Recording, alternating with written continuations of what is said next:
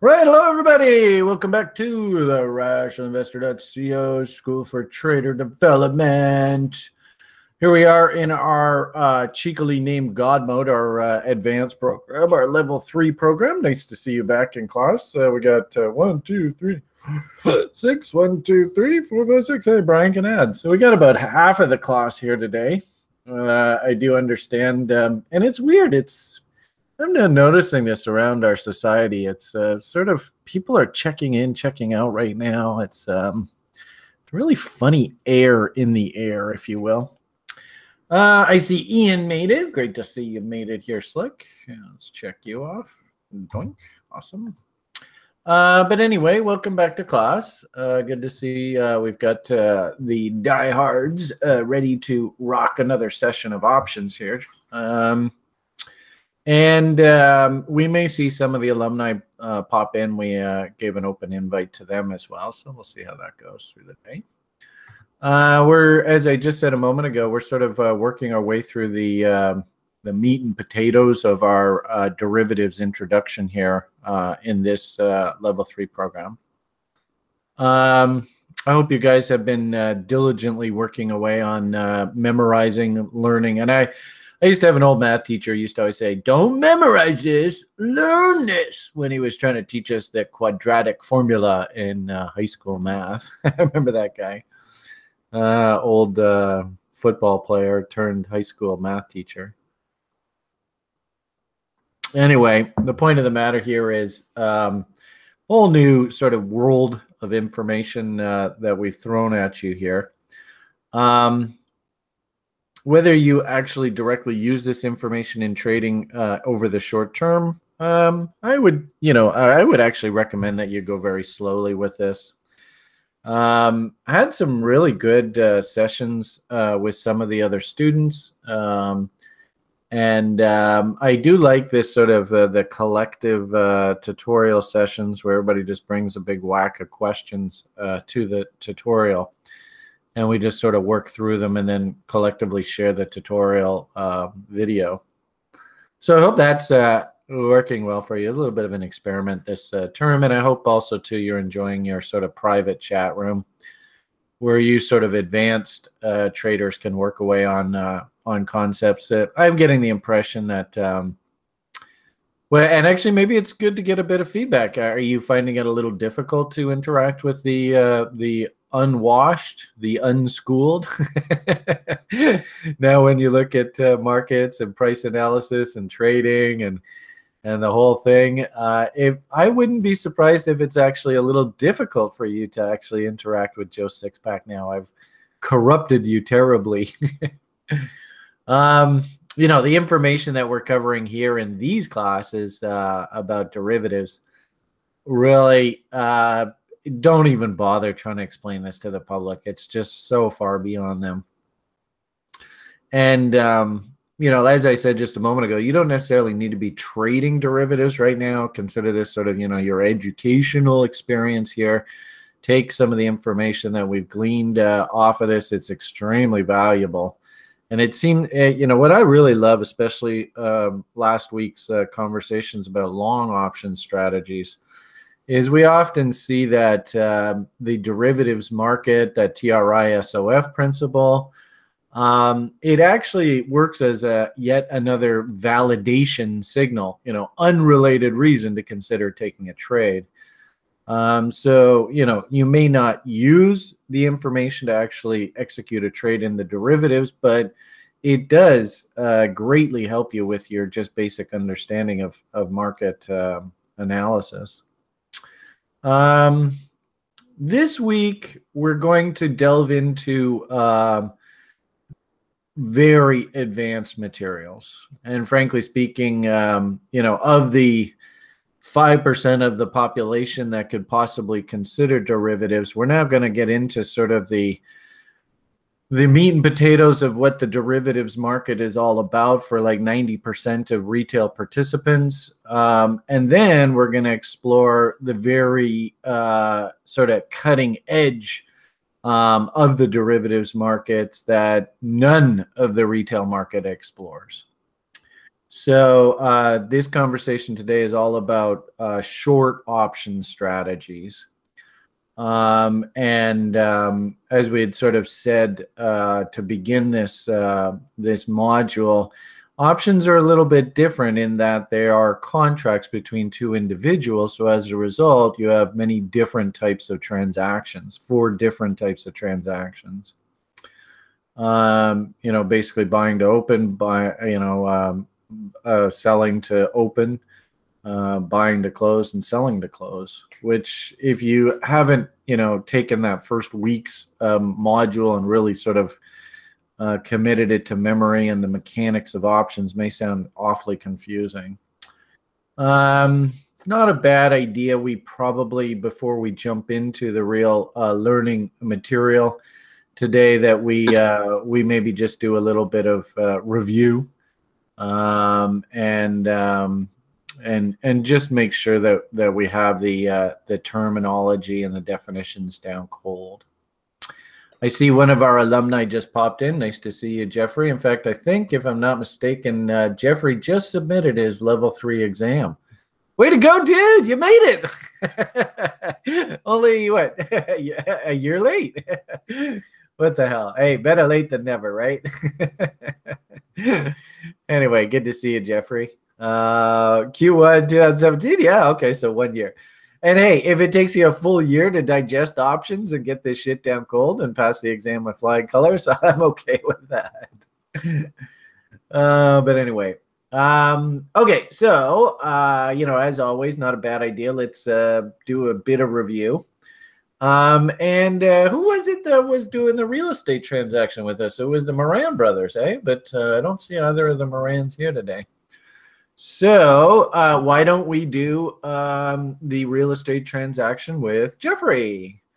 Jeffrey, do you remember? Did we do the house and a story with you guys, and the golf course and the dump? All right. So let's just simply go through some terminology here. We had and we'll substitute Jeffrey just because he's here. What the hell? Why not?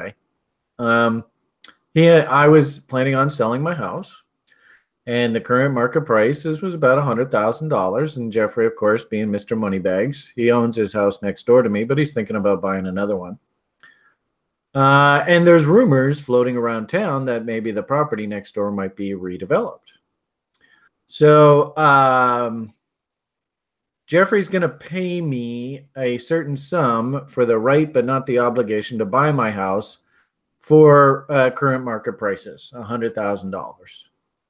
So I collected some money from Jeffrey for that right. What do we call that money that I collected from Jeffrey? Thank you, Greg. Excellent.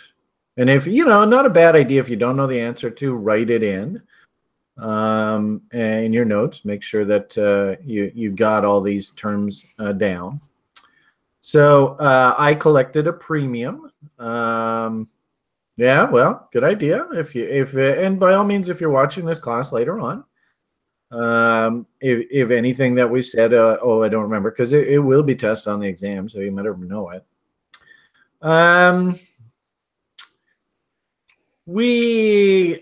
Jeffrey and I, doing our deal, we agreed that, the current market prices of $100,000 sounds like a half decent level to do the deal at. What do we call that $100,000 mark on Jeffrey's option? Thank you, Keith. Excellent. That is the strike price of the option. Let's see. So after the deal was done, I collected the premium. We know what the strike price is, and we had agreed that the option will be good for the next 6 months. So I don't know whether we've given you that specific term before. If not, you can write it down. Yeah, it's called the duration. So, and really, it's just common sense, right? The term of the deal, duration. And that option may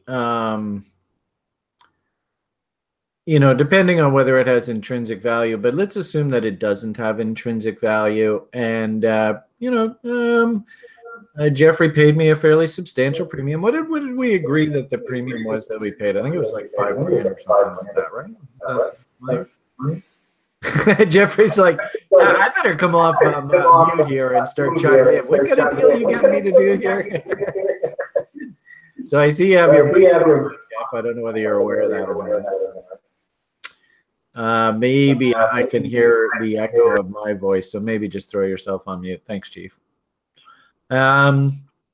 So we know what the premium was that was spent. Now we understand the duration when the option was written was for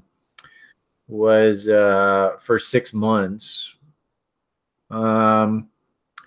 What was the name of the transaction that I did when writing this option? Can anybody tell me? Of the 4 different options transactions, what did Brian do in this deal? No. Sell to open. That's right. Close, Keith. Well, I was selling to open the position. And of course, Jeffrey on the other side, he was buying to open. That make sense, Kevin? And I just, out of curiosity, was this a call option or was this a put option that Jeffrey bought off of me? It was a call option, yeah. Because it gave him the right but not the obligation to do what? Hey, there's one of the Morans. Where's your brother? Jesus, I did a real estate deal with him and he's totally balked on me here. Hi, Mark. Nice to see you. So since Tom is balked on the real estate deal, I've actually have one of my alumni has stolen his option. He's looking at real estate in Puerto Rico. And he's probably thinking about buying an option too, eh? All right, so in our scenario, sort of continuing along here, if that option has no intrinsic value and time just keeps ticking away, will that premium stay at $5,000, the market price for that option? What if there's no intrinsic value? What's going to happen to that premium as time decays? Any ideas? The premium, it will go up. No, I think the premium will go down over time. Remember, we said that there's no intrinsic value. Let's say current real estate prices, this was a $100,000 call. He paid $5,000 premium. And let's say that's over here on our time horizon. And as we get closer and closer to expiry, what happens to the time value of that option? It decays, it drops. And the Greek that we use to describe that drop in value of the premium over time is called what? Oh, Keith actually already answered it. Everybody write it again. Theta, that's right. And if these terms are, oh shit, I didn't remember that. Just you write this shit down, guys. You got to know this.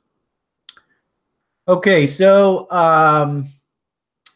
and let's do some more quizzing here. If current real estate prices in the neighborhood are basically at well, let's say they're $99,000 and this was a $100,000 call option. Does the option have any intrinsic value?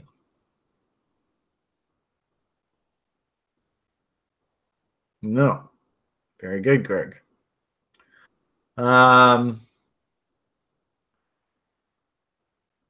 If the Fed came along and all of a sudden just cranked short-term interest rates up through the roof and the cost of borrowing money goes absolutely insane, will that have an effect on these option premiums?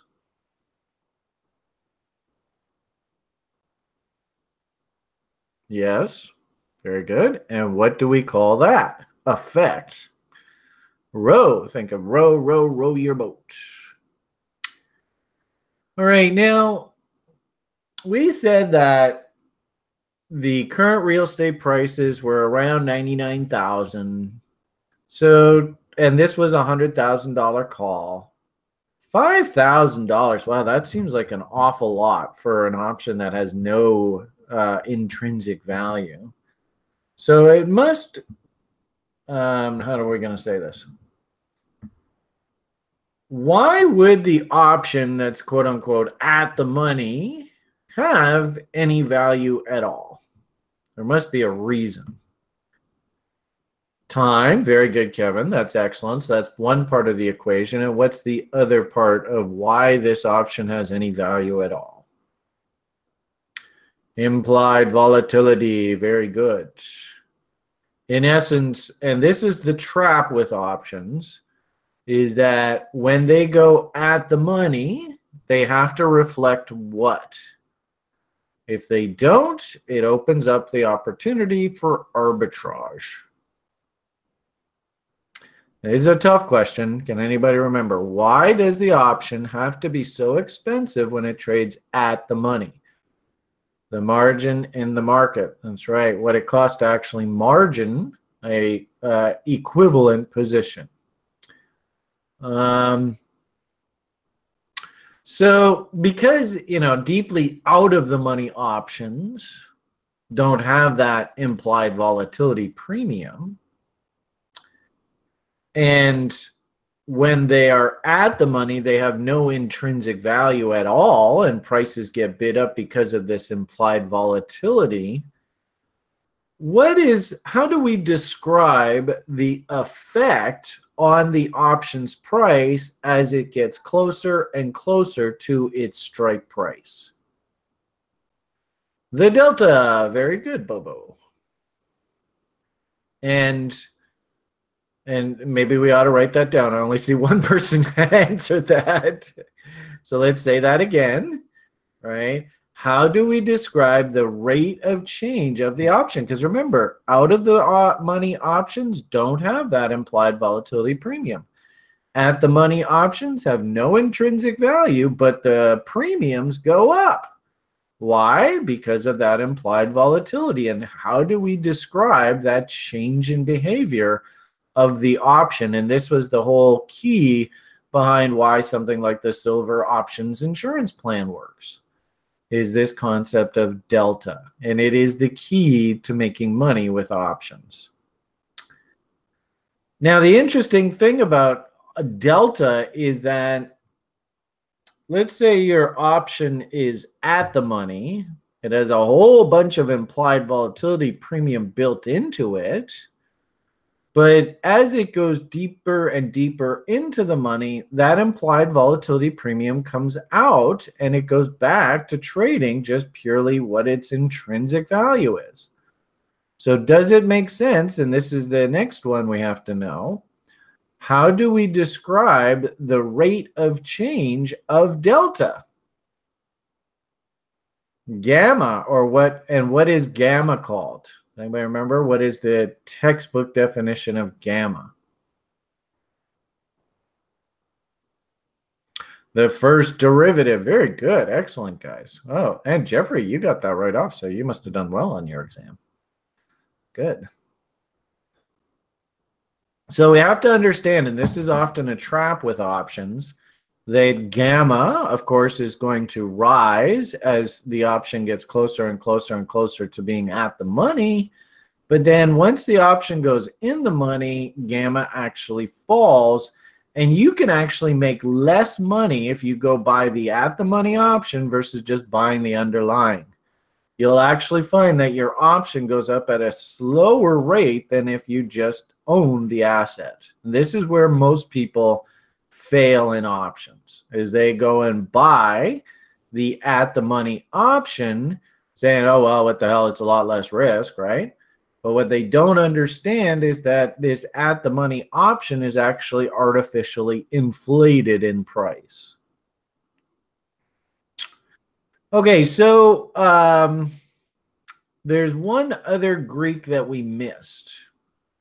And actually, most of today's conversation is about this one other Greek that we missed. And that is, what do we call the sensitivity of options prices as they get closer and closer to the strike price or move further and further away from the strike price?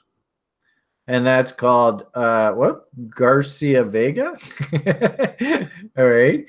Not quite sure where the Garcia comes into it, but that is in essence what we call Vega.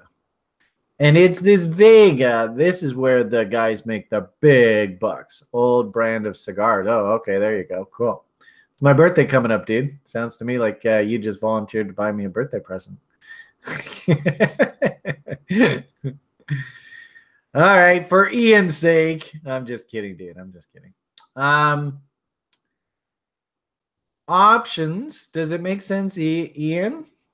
This option here is just not going to be very alive. And you might get a buck movement in the stock and your option moves like a penny.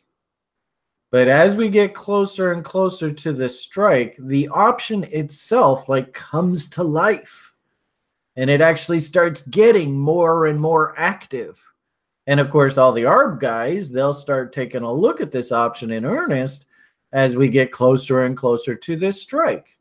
And that's what we call Vega. And it, like obviously it's relative given the amount of time that's left on the option. But the long and short of it here, long dated options, their Vega is going to be much more significant. Short dated options, you're going to have to be closer to that strike, but nonetheless, Vega does play into this. Does that make sense, Ian? It is quite literally the sensitivity of the option. Okay, so we covered delta, gamma, Vega, rho, and theta. What do we call the cumulative sort of put all of these ingredients together and come up with a relatively realistic price for an option? There's some sort of model that people use to try and figure out what that is. Black skulls, very good. And if you don't know that, write that down. In essence, it's sort of the industry standard. We're going to take implied volatility. We're going to take time. We're going to take delta. We're going to take Vega. We're going to take rho, all into consideration and come up with what we think is a fair value for option prices. Do options prices trade at what we would consider value on a general basis, or do they actually trade at a premium?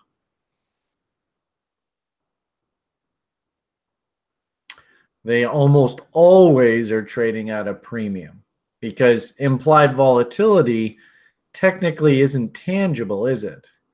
It's that human element, that fear and greed. And remember back to level 1, our conversation about the volatility index on the S&P 500.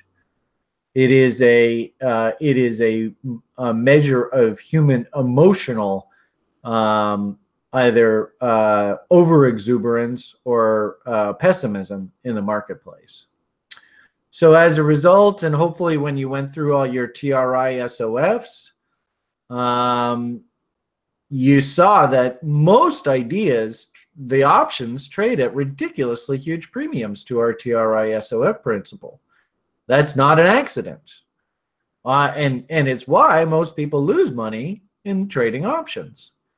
And because of that simple fact that options trade at ridiculous premiums to what they really should be trading at, that's why most people lose money being long options.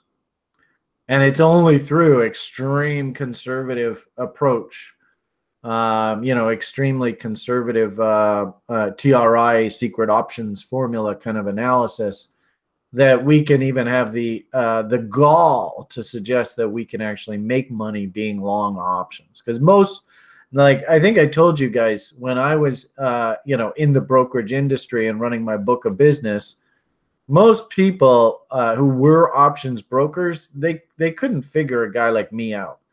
Because most people in this business, the strategies that we're going to talk about today, this is like 99% of options business, writing options, covered calls, spreads, stuff like that.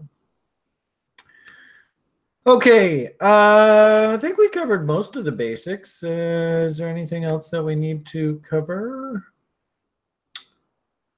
Maybe why don't we just do some simple math? Let's see if we can figure this out. So we said that city council came together and they announced that they were going to put a golf course in the property next door to our house. And all of a sudden, local real estate prices, comparables, whatever you want to call them, comps, jump up to $200,000 for our property. So we're going to put our thinking caps on here for a moment. Who can tell me what the intrinsic value of Jeffrey's option is now? Good. Excellent. Now, who can tell me what Jeffrey's profit margin on that option is now? Good. All right. Well, you guys are getting it. Now, actually, and this is specifically dealing with today's module, and I don't know whether you know the answer to this or not. If Brian owned that house that he wrote that option for Jeffrey on, what do we call that kind of transaction that Brian did? Okay, good. Well, I guess we did cover it before. That's good. All right, and it's important that we understand this, right? This is what's called a covered call. I wrote the call, but I own the asset. Now, if it turns out that I had already sold the house and it really wasn't mine to sell to begin with, or maybe the bank owned the house, what do we call that transaction that I did with Jeffrey? Naked. Now, do we, but wearing shoes, do we recommend anybody do naked options at TRI? Is that advisable? Absolutely not. Now, we will today talk about naked put options. But we must understand that we're going to be talking about this in the context that we want to own the asset. So with our real estate deal that Jeffrey and I did, and Thomas did it before, but he's off now. I guess he said, screw you, Brian. I'm not buying your crappy house. I'm moving to Puerto Rico, damn it. So Jeffrey kindly stepped up and picked up the option. Thank you, sir. Can't remember where I was going with that. I forgot. All right. Well, we'll just leave it at that. It sounds to me like you guys got the basics down, so I'm feeling pretty good.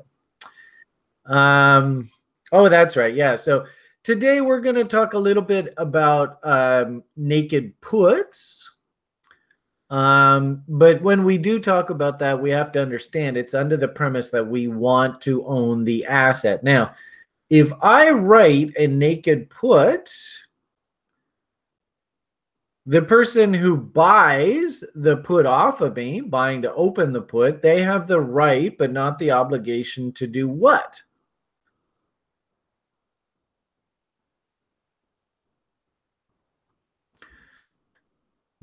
All right, so let's make sure only Greg was able to answer that. So let's try that again. If I write a put option, the person that buys the put, they are buying to open the put. They have the right but not the obligation to do what? To sell. Good. But because I wrote the option, I have the legal obligation to do what if this person wants to sell? What do I have to do? No. I have to buy. I have no choice. I must buy if I write that naked put. So a little bit of terminology might be a little confusing, but just take some time and write out these scenarios just so you can understand them. It's a little bit nomenclature-y, but with our conversation today, you're going to understand a little bit more about the writing side of options. Okay, so just a bit of review. We talked about time value decay, and if I want to be a buyer of options, what part of this spectrum should I concentrate on? If I want to be a buyer of options, do I want to buy short dated options or do I want to buy long dated options? Leaps are very long, but just basically thinking if I want to buy, I want to be long, I want to make sure that I got lots and lots of time. Now, conversely, if I'm writing options, what part of the spectrum do I want to try and take advantage of? I would ideally, and really think about too, because remember, if I write that long dated option, man, I've got a lot of time on my hands. Versus if I write the short dated option, I don't have to go very long to get paid. All right, does that make sense, guys? So, we need to understand, just very simply put, buyers want to concentrate on this part of the time spectrum. Sellers want to concentrate on this part of the spectrum. Okay, is there anything else I want to? So we talked about Greeks. We talked about long versus short.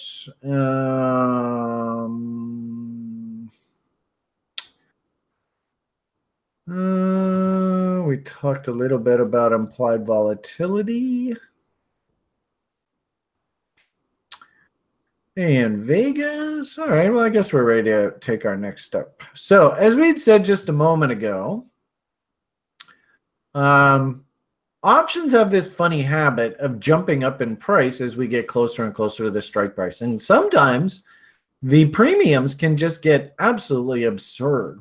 And that's sort of this conversation about Vega, where writers are trying to capture that sensitivity. And buyers, of course, think Delta Options Insurance Plan. We want to try and avoid Vega. We're trying to concentrate on options that are very, very low sensitivity. So rule number one is if we're definitely trying to trade these things and trying to milk the money for as much money as we can get, and we're writing options, we are trying to capture Vega. Interestingly enough, we should probably talk a little bit about taking delivery. And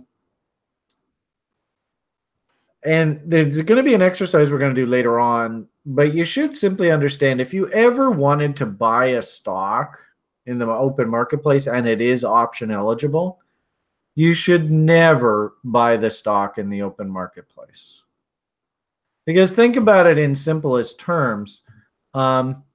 If let's say a stock's sitting at $10 and the at the money put option is sitting, I don't know, let's say $2 or let's say $1.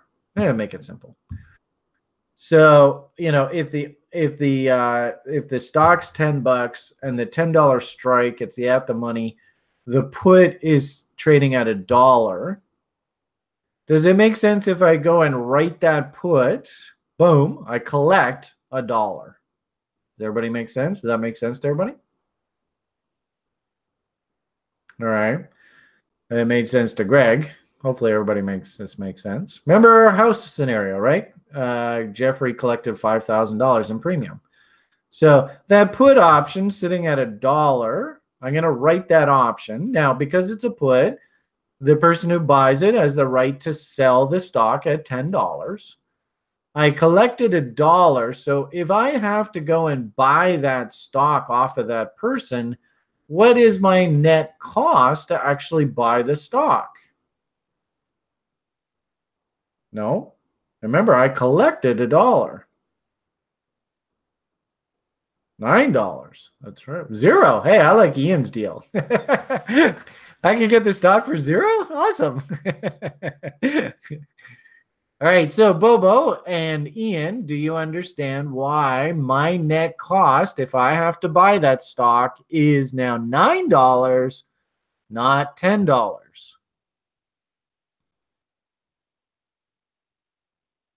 Bobo says yes, 10 minus 1. That's right. It's pretty simple math, but, you got to make sure you got this stuff down cold. So do you see from that perspective that I'm far better off just going and writing the put?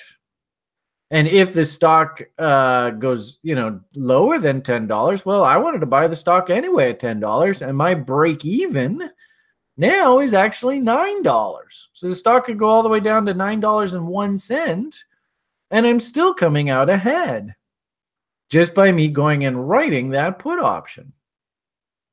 Now, it's important to understand that every stock transaction has a commission and has a ticket charge. A lot of brokerage houses, they'll go, oh, yeah, deep discount commissions, but they actually charge you like, ticket charges to do a fucking trade. So, especially in Canada, they're terrible here in Canada with their fucking fees. It's so much ankle biting, it makes you sick. What do you think the commissions are? Yeah, I'm sure Germany's probably worse. Who can tell me what the commission is on an option that is exercised?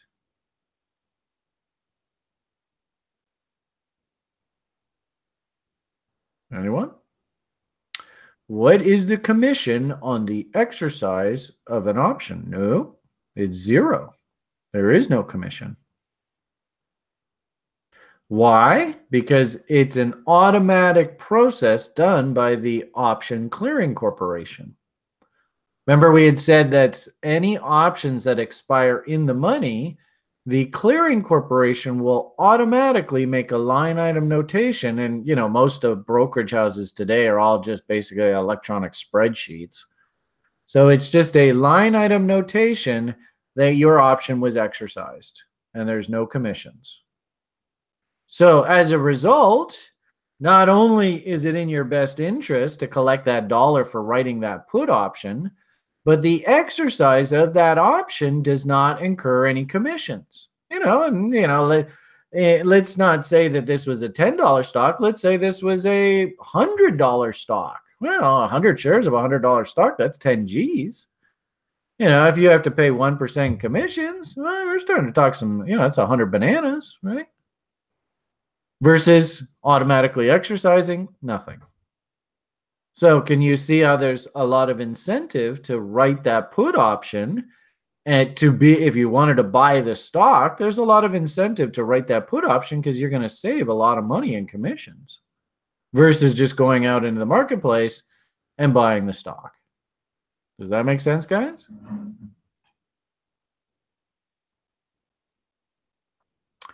Anyone?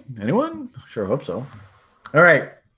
So, the cool part about options is, basically a lot of times they're just pure accounting notations. And it's, of course, everything's automatically cleared by the clearing corporation. So there are a lot of incentives for people, like once you understand options, to never go and buy a stock in the open marketplace again. It's just not worth it. Go and write the put option with the anticipation that you're going to get exercise because you wanted to own the stock anyway. And later on in today's conversation, we'll show you how we can actually get the market to finance our stock purchases.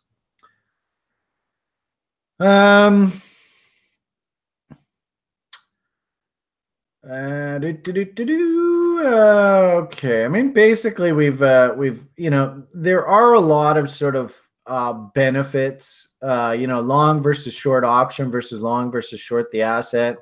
Does it make sense that if you own a put option, is there going to be any interest charged on you to carry that put option on that open? Basically, it's an open short proxy. Versus, and all of you have learned this the hard way, especially Ian. He even schooled me on BitMEX. with their, their financing charges, right? And I'm sure if any of you played on Phoenix with the financing charges to carry open short positions. So there are a lot of, just simply cost and open-ended obligation. There are a lot of features, benefits, if you will, to options versus, yeah, you're telling me. Ian actually schooled me hard on that probably about 6 months ago on that. So irritating. And then, of course, too, with regard to writing spreads, right, we can actually get, well, I mean, theoretically in options, we're trying to show you here, Ian, well, there we can actually turn the tables, right? It's not that bad. Ironically enough, though, it's kind of funny how crypto, being so naive and being so, pure in its thinking, doesn't understand that these exchanges are just basically raping the crypto enthusiasts.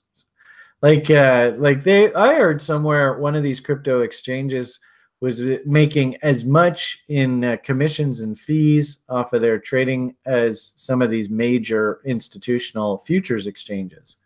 And the futures exchanges are going, what the fuck? What's going on over there? So try and figure that one out. Okay, so let's, and then, final thing we should mention here, we live in a very low interest rate environment right now. Slowly that's going to be changing over time. You guys are going to see over the next 10, 20 years, interest rates are going to slowly rise back to sort of normalized levels.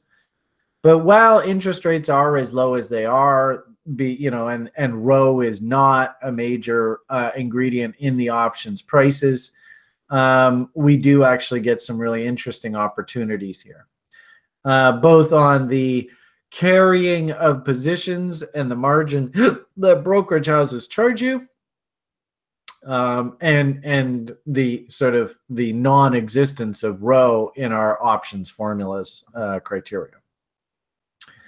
So let's move on to our first strategy we want to introduce you today with being short options, and this is what's called the covered call. I actually really like this guy. I went through his site probably a year or two ago. Oh no, is he gone now? God, they always fucking are killing these. That's the one thing I hate about the internet is this shit just doesn't stick around. Oh, is he gone now? Fucking hell. Man, that was such a cool... I wonder where he went. Maybe he just changed his website. Enough of these damn, well, let's see what he is here. Oh, look at that. Just doesn't like that, eh? He's even got a nice little website here, too. Maybe he blew himself up. That's too bad. I guess he has a YouTube page here.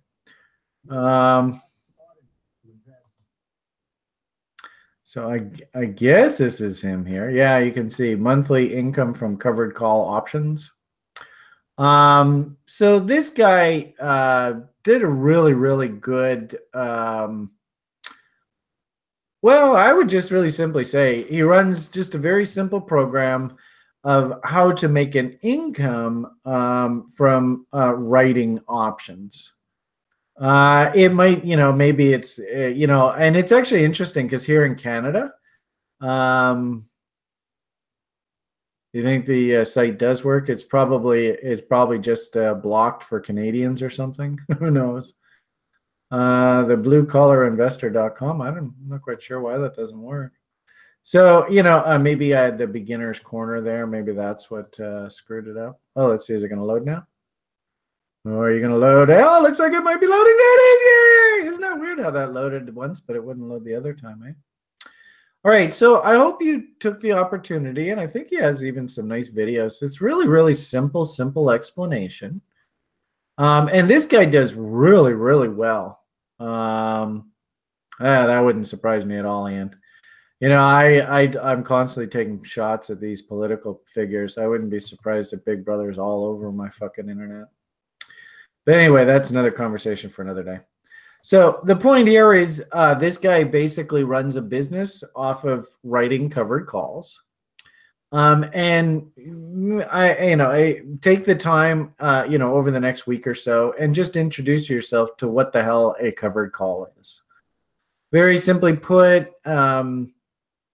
if you own, say, like a tech stock or a biotech stock, today we're going to look at a biotech stock. Does it make sense that a lot of these are growth companies? So technically, they're not really going to have, they really shouldn't, high beta, high PE, high price to book ratio. They're not really designed to be dividend paying stocks. Does that sound familiar? Like if we go back and look at, where's probably the best way to do this? Good old FinViz, right? If we look at something like, I don't even know, does Amazon even pay a dividend? High growth stock, no dividend. Right, that's pretty normal in the market. And if you think about it, it kind of makes sense, right? If these guys really are growing as fast as they are, and their earnings are growing like a weed, right? Price to earnings growth rates like 15 times. You can see the EPS this quarter, EPS estimates for next year, right? They're really expecting them to grow earnings. Does it really make sense that they want to be paying money that Amazon is collecting and revenues and stuff? Do they want to be paying it out to shareholders? Or do they want to be reinvesting that money in the business so they can keep growing earnings? Usually what ends up happening with high growth stocks, tech stocks, biotech, that kind of stuff, is they don't pay earnings. They're extremely high valuations. So if you own this stock, and, let's say you own like 1,000 shares, whatever, it doesn't really matter what it is. Maybe you're an insider of the company, options to directors, you exercise the shares. Maybe you got paid shares as a service you did for the company. Who knows? How are you going to, like the stock can just sit in the bank, right, or in your brokerage account. Maybe, in this particular case, is the stock option eligible? Yes. Is it marginable? Yes. So you could always take margin out on the stock, right? Most stocks will let you borrow against the principal. But the problem with that is, of course, if the stock price starts falling, then you might get margin called on those loans, right? Because you're using the stock as equity. So, and actually, it's interesting, in years gone by, a lot of sort of Wall Street titans, their stock, and I remember one in particular, Tyco International, Dennis Kozlowski, I think that's what his name was. Been a long time though. Anyway, he went and borrowed like hundreds of millions of dollars against his stock, and then when the stock came under fire and started tanking, it basically wiped him out because he had borrowed all this money against his stock holdings and the equity was gone. And the bank said, okay, well, we'll take your stock. Thank you very much. Goodbye. And closed out his loans. So borrowing against the stock really isn't the best way to generate an income if you own the stock. How are you going to generate an income? I've got this big honking asset. It's sitting there.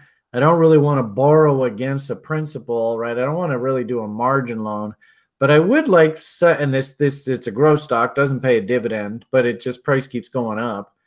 I would like to somehow create an income off of owning this asset. And that is where this whole idea of the covered call strategy comes into play.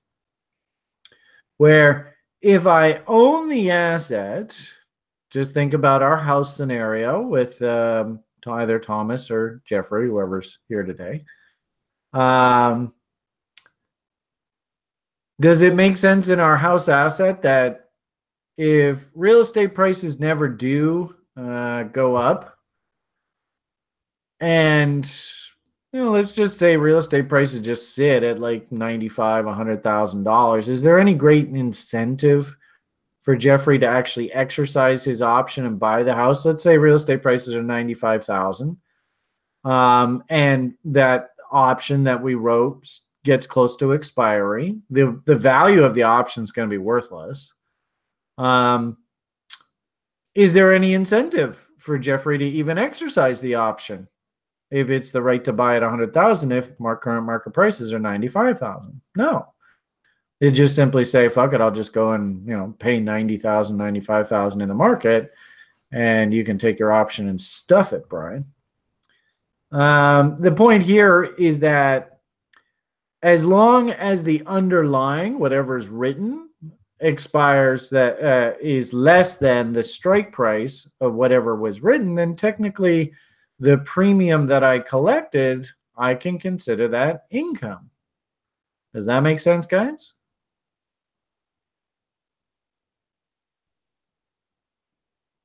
Gravy, yeah. So the key here is I have to own the asset, right? These should be covered. Ideally, I'd like to write an option that's a little bit out of the money.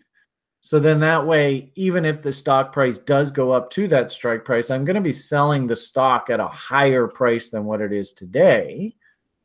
But I'm also collecting that income, which means that my actual net selling price is going to be even higher than that strike price. Ideally, what I'd love to do is write an option where the stock never gets to the strike price and then backs off and the option expires worthless. In essence, I've just created a nice little income stream for myself.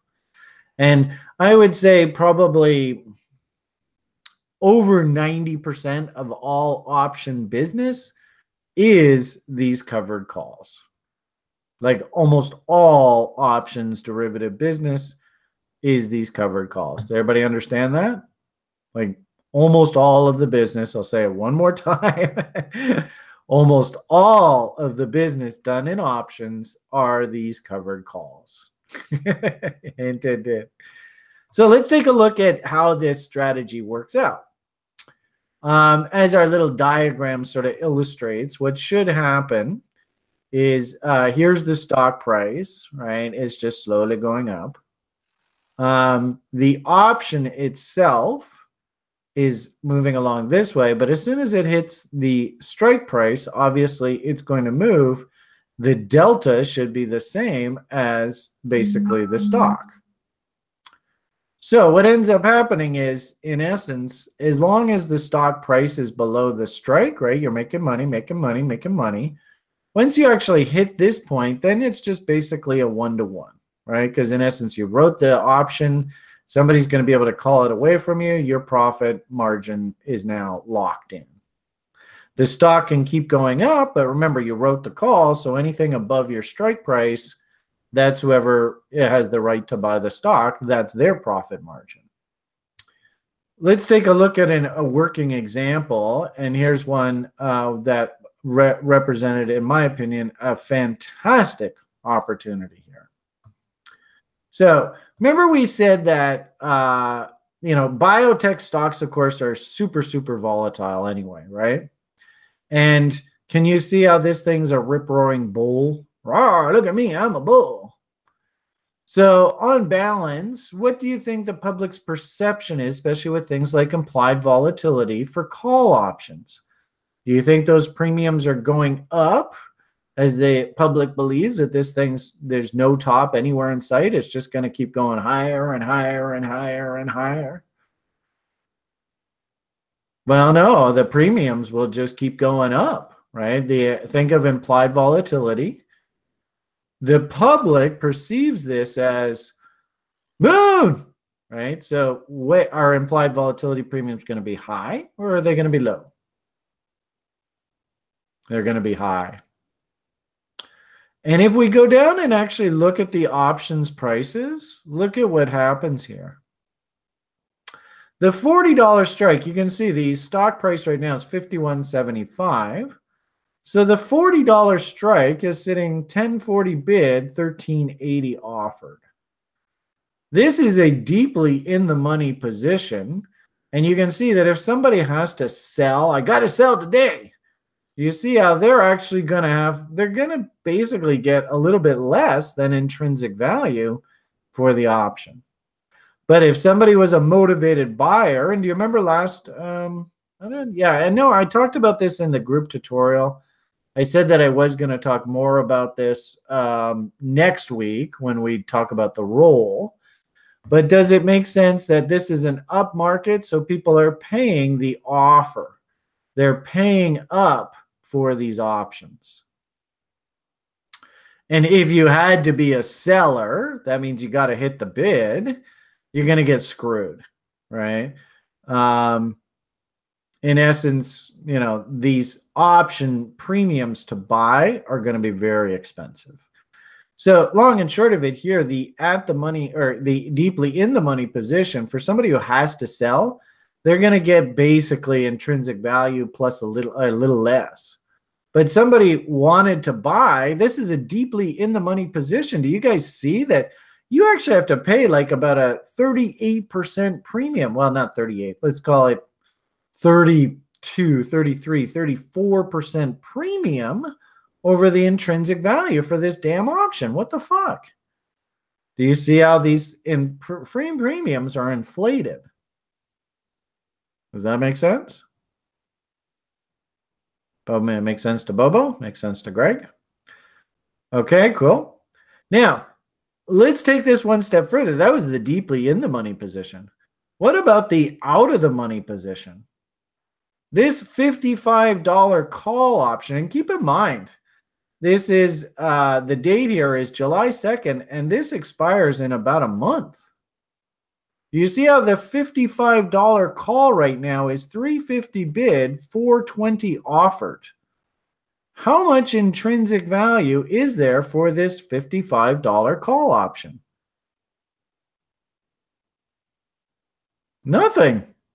That's right, Greg. Zero. There is no intrinsic value for this option whatsoever.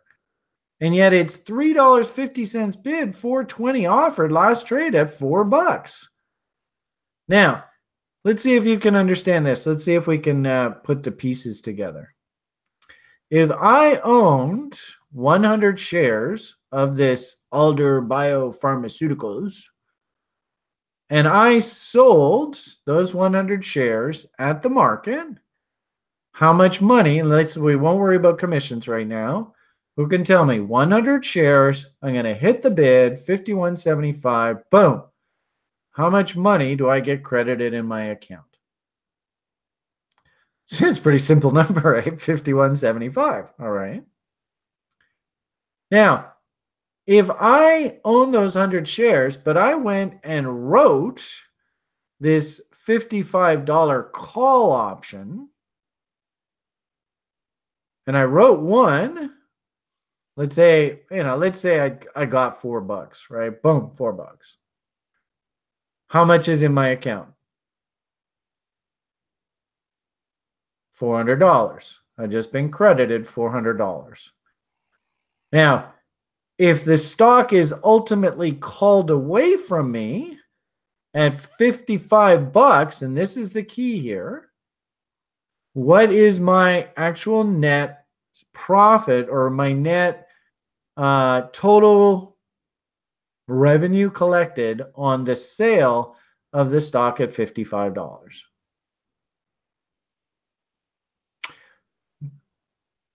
$5,900, that's right. Because I collected $400 in premium, and then I ended up selling the stock at $55. We can always do this one's probably a little easier for you to understand. Let's do the 51, and let's assume that you are going to get exercised on this option, okay?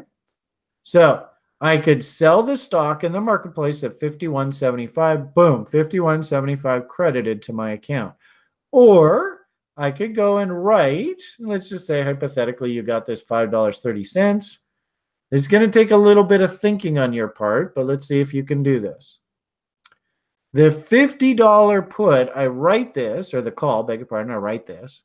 And because the call is in the money, it's going to get called away from me. Who can tell me what is the net proceeds of me writing this $50 call and the stock being called away from me. Excellent, Greg. Does that make sense, everybody? I collected $5.30 in premium. The stock is above the strike price, so whoever bought the option, they're going to be automatically exercised by the CME. So I sold 100 shares at 50 bucks, which is $5,000. And I have the premium that I collected from writing the option. So can you see in simplest terms why writing the $50 call here is a better deal than just going and selling the stock in the open marketplace? Does that make sense?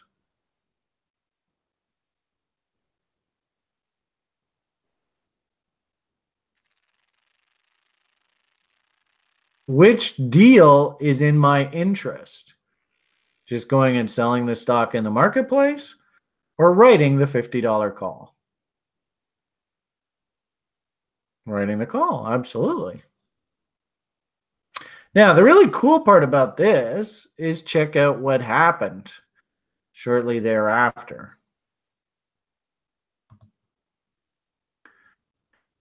Where should we do this? So do a new chart and we'll put this up here.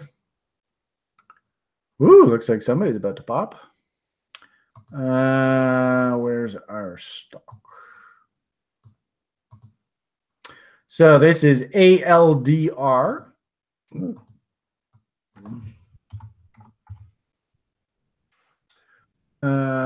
Stock. Boom. It's nice to see they're still in business.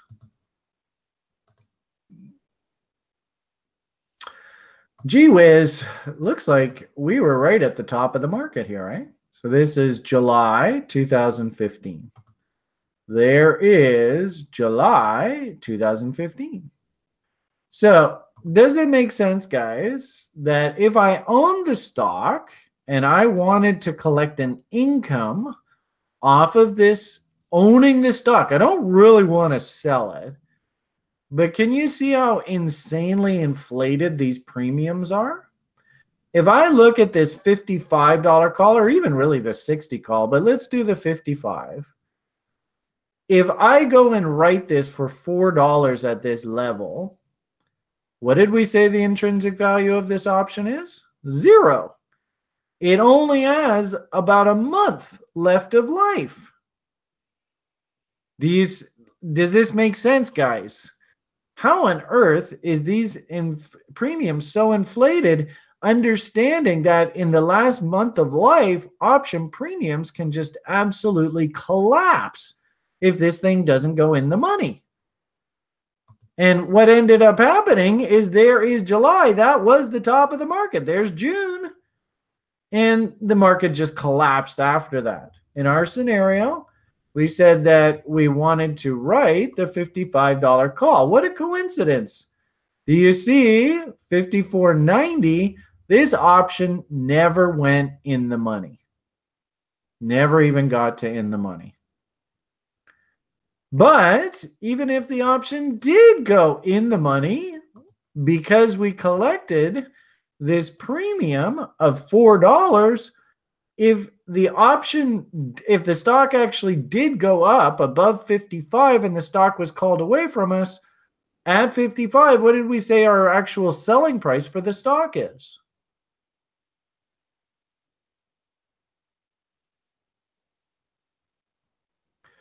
Do, do, do, do, do, do, do. Hey, Bubba got it, right? $55 is what the stock's going to be called away from it as. We collected $4 in premium. So it turns out that even here, our net selling price for the stock is going to be up here at 59 bucks. Now, what do you think the person who wrote this call, and keep in mind, you can see there was somebody active even here today. Somebody wrote 6 of them. That's 600 shares. That's like 30 some odd $1,000 in stock. Somebody was actively doing this. What do you think happened here? Do you think they actually ended up ever selling their stock? No, because we know stock never went above 55 bucks. The option never even got in the money. There's no value in the person who bought this call exercising the option, is there? Now, why on earth, with less than a month left of time, would this option be trading at this ridiculous price? If you went and bought this option, $4, does it make sense just to break even on this trade, guys? In less than a month, you got to see this thing trading above 59 bucks. Do you see how ridiculous this price is for this option? Just to break even. If you went and bought this option just to break even, you have to see the stock above $59. Clearly, this is a retail trap. Do you understand that? Does that make sense? And of course, you understand why this option is trading at these high prices. What was the term? IV, implied volatility. We definitely know it's not IV, intrinsic value. No, well, Ian, is this option in the money? Be careful with your terminology there, sir. Well, that's the sad thing, Jeffrey, is remember we looked at the stock, right? And the stock is just going crazy. Oh, I gotta fucking buy this. They're coming out with, they're gonna reinvent the wheel. And so as a result, these premiums just get bid up to insane levels. And the sad part about it is retail does like to buy call options. They love that. Retail also buys put options. Remember, I said that most of the business by professionals done in the options market is this covered call or writing these calls. And can you see how whoever had the opportunity to write this call, this was a fucking steal? Does that make sense? I mean, even if you own the stock at 50 bucks and you wrote this $4 and the stock was called away from you, that's almost a 20% return. Does that make sense?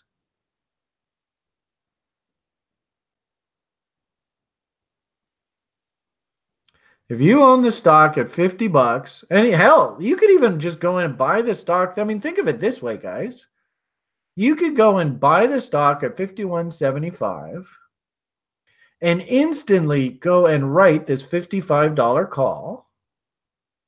And if the option, if the stock is called away from you at 55 bucks, let's say, it goes 56, 57, you could instantly blow the position out because your cost, of course, is 59.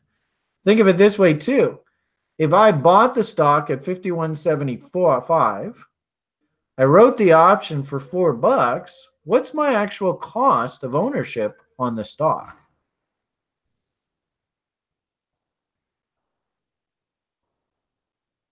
So my break even now is this stock can actually, I'm still up on the deal as long as the stock stays above 47.75. Does that make sense, guys? There's another reason why it's attractive to write this call. And all you got to do is you just got to hang on 1 month, right? And we know, ironically enough, in hindsight, that the market just melted down right on that event. The option, of course, never did get to the point where you were even considering worrying about being underwater on the trade. The question ultimately is, did you actually want to be long the stock? And you can see that the market just melted away from that high level. So remember, guys, we can actually measure these premiums. We call it implied volatility. Did any of you guys go on this site through the week and study implied volatility premiums? Did we do this? Remember, in fact, I gave Raf's group I gave you a special assignment to go look at the, the premiums of, what was it we were looking at? Was it the gold? I think it was gold, wasn't it? Keith, you were there, weren't you? Silver? Well, I think I did silver in like the class. I don't know whether you watched that session I did with Raph and Keith. Was there somebody else there? Was it just Keith and Raph? I remember there's somebody else. But we looked at the gold futures options versus the gold ETF. And I wanted you to do some work on this site and going and looking at the stock options on the GLD. Okay, so here's a situation where premiums are so inflated that if you own the stock, you'd be an idiot not to do this deal. And if you, and this guy here, where is it? This guy here. Frankly speaking, I really like his strategy. It's simple, it's clean, it's easy to follow.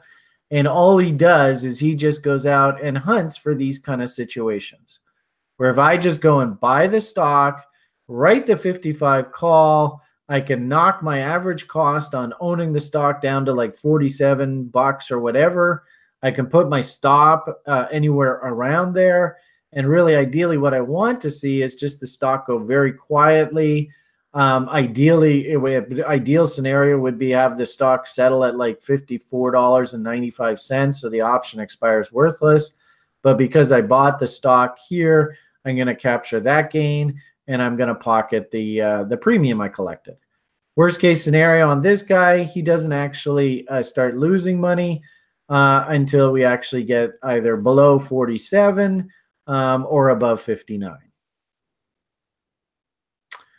Now, because a lot of these prices are just strictly implied volatility, if we did time value for this 55 call with 1 month left, is there any time value in this option?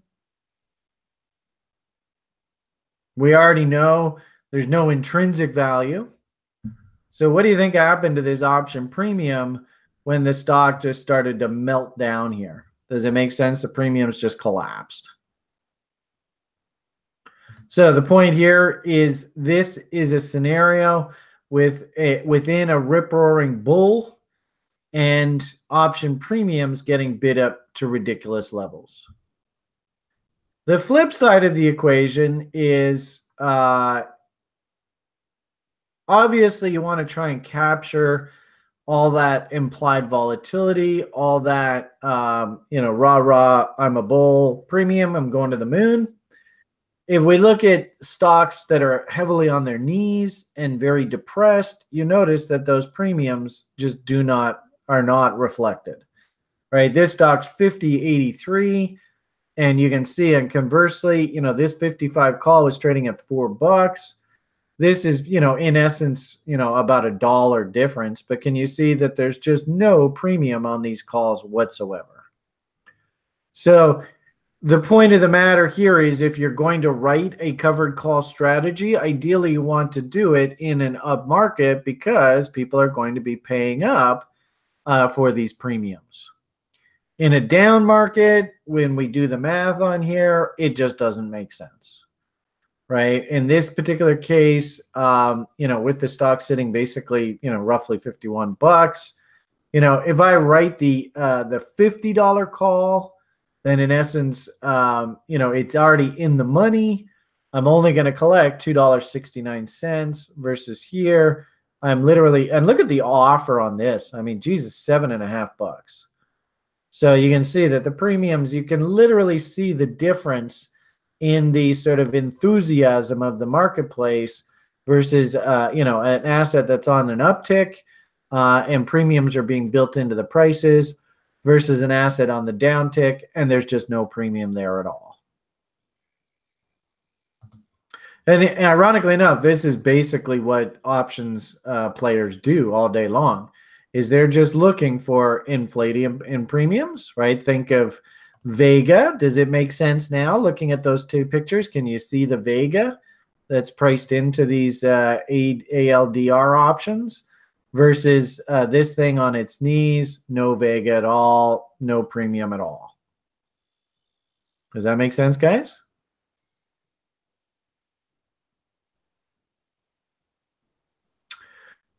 Okay, so think of this just very simply put. The objective here is to try and increase income at the same time trying to reduce the cost basis of ownership of the stock.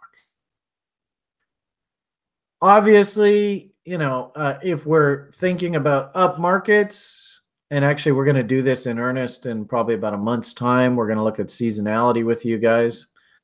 Does it make sense that the best time of year to be doing this is right through the end of the summer? Usually stock prices are inflated. People get really complacent. And usually stocks, like I don't know how long you've been working with me, but year in, year out, it's pretty normal. Stock prices get bid up into like July, August. And then the pros come back after Labor Day and they just knock the market back down.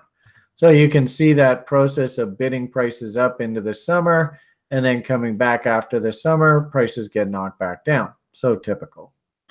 So ideally, the middle to the end of the summer, that's when we want to be really focusing in on this strategy. We want to try and write when the implied volatility is the highest. Obviously, only write what you can deliver. We don't want to be naked here. And try and write far enough away as to make it worthwhile if the option is called away. And I think it's really important when we look at these that you could write the at the money option, $50, but look at the difference. I mean, $5 and only $1 difference in price. So clearly, there's a lot of incentive to write this 55 call. This option is actually in the money. It has $1.75 of intrinsic value in it. This thing has absolutely no intrinsic value, still almost like good 10% out of the money, and is just purely trading on hopium. Okay, so I think if anything, for the tutorial, I would like everybody to try and maybe just go watch, it's only a 3 or 4 minute presentation. He's got a few different strategy, videos here. He does have his website, and I really like the website. I thought it was actually fairly clean. But of course, that's predicated on the damn thing loading. Where did it go? Do I have it? Maybe I put it over here. Anyway. Let's see if we can get it to load now. Are you gonna? Whoops. Load. Nope, that's not it. This one. Are you gonna load? Are you gonna load? You loaded! Yay! So do yourself a favor, and just over the next week or two, just walk through. It's really basic stuff. What is a covered call? How does it work? Step-by-step process. It's very simple. It's very straightforward. All we're doing is looking for these insane in volatility premiums. We told you, you don't necessarily need to do this strategy, but I would like for everybody to maybe pick one stock, one asset that they think is trading at right up at the top of the range. And actually, it's not a bad idea too. I'm going to do this after class today. Is these guys, they say that you can actually download their software. And you remember when we were talking about spread trading, they've got this cool little metric to tell you when, the implied volatility is the highest. And if you're going to do a strategy, which options to concentrate on, you can see their spread matrix. So I'm going to go and try and download this afternoon and see if maybe we can have this up and running for next week's conversation. I wouldn't mind, and it should be for free. And they even have it on mobile too. So, let's see if we can, as a group, try and just download this software so we can have a conversation about it next week. But these guys do a great job in highlighting high implied volatility ideas. And as well, on the site, I think I also introduced you to, where the hell is it?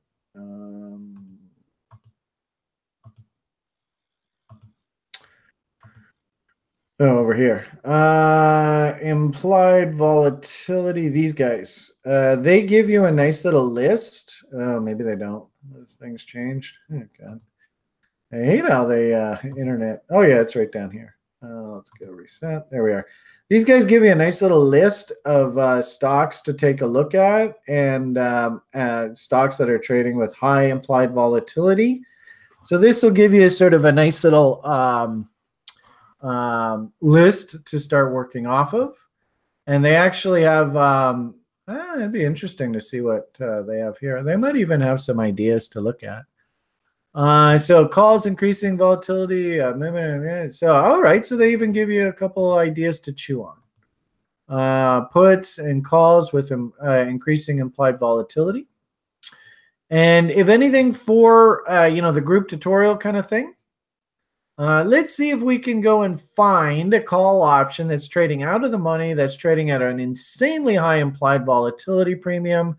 And let's see if we can find ideas that sort of match this kind of thinking. So some fun assignments for you guys over the next week or two.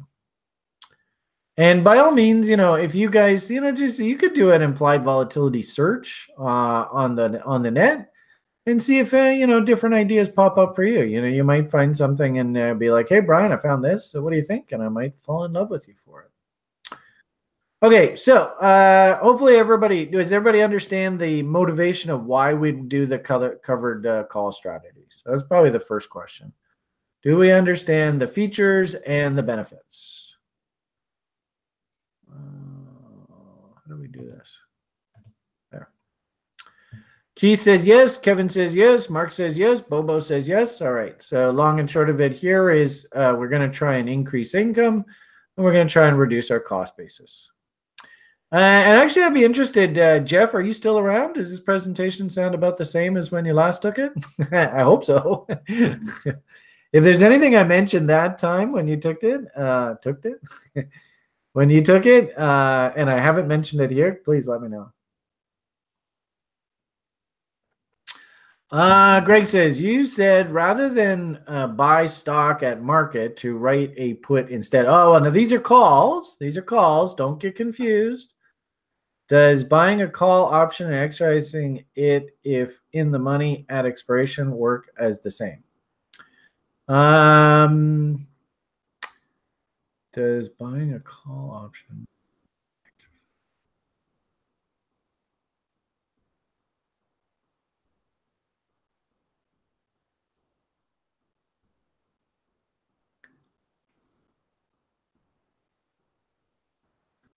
I don't think so, Greg. That's a good question. Greg says, you said rather than buy stocks at market to write a put instead.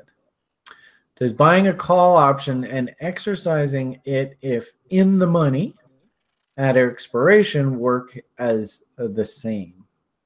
You really shouldn't get any great advantage over, because if you have to buy the call and it's heavily in the money, then it should be just trading at intrinsic value, right?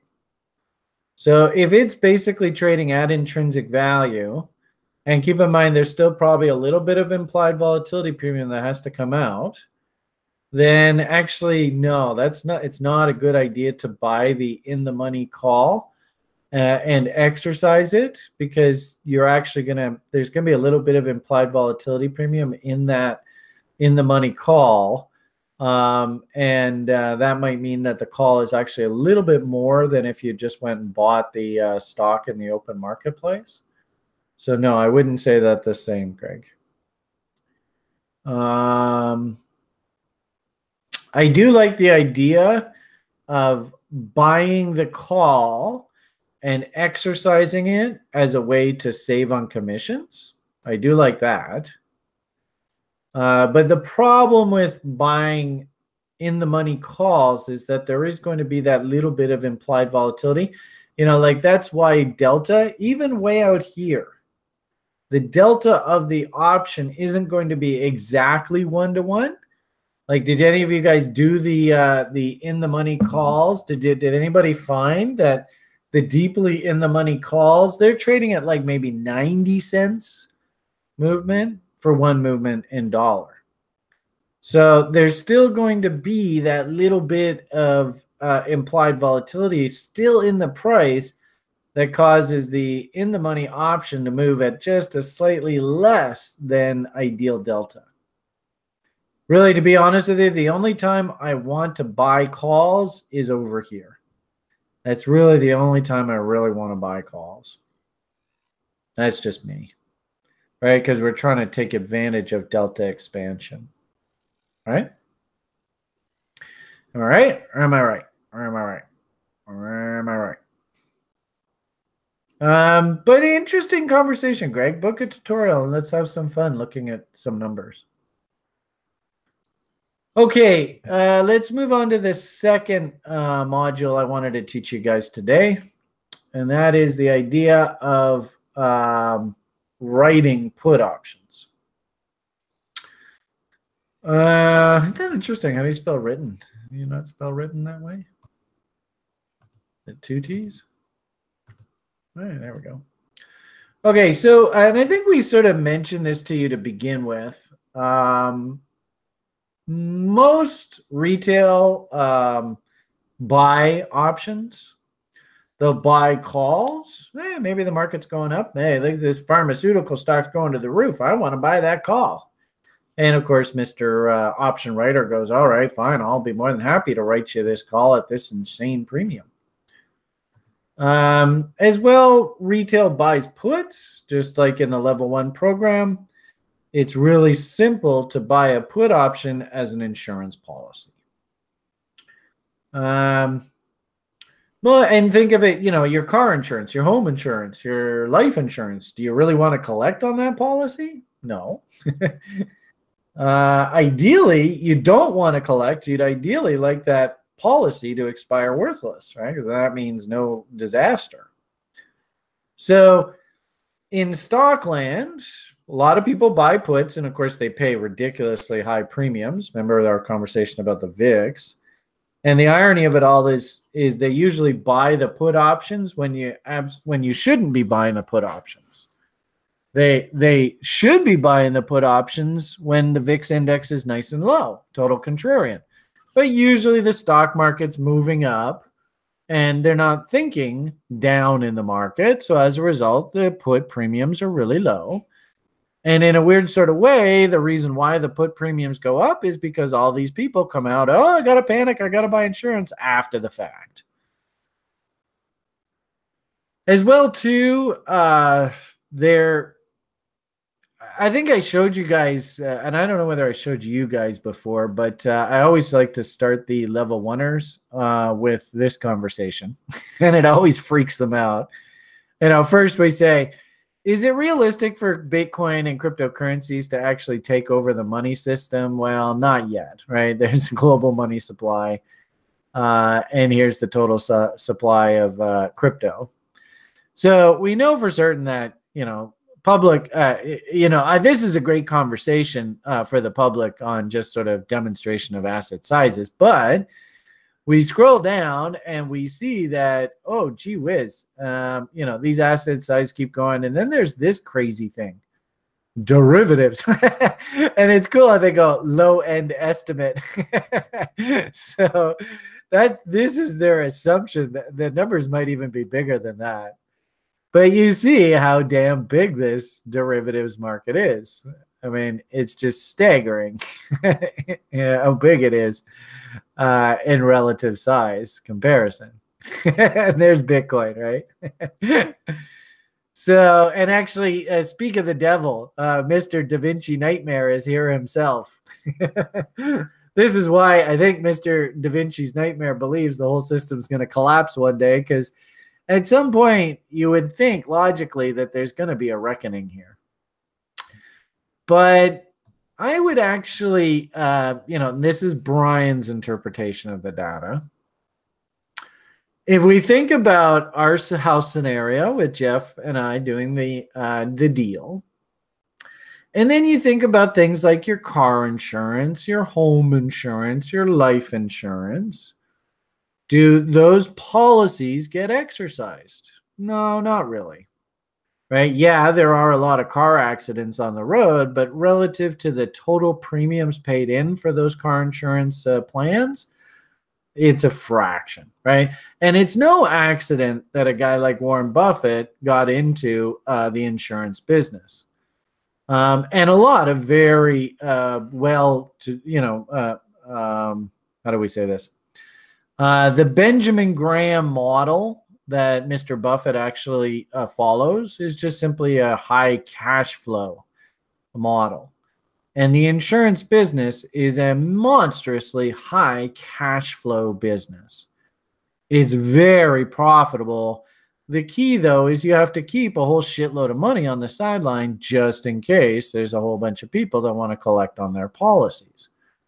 The reason why a lot of people get into trouble with derivatives is think of Warren Buffett and his Geico and Brian's house analogy.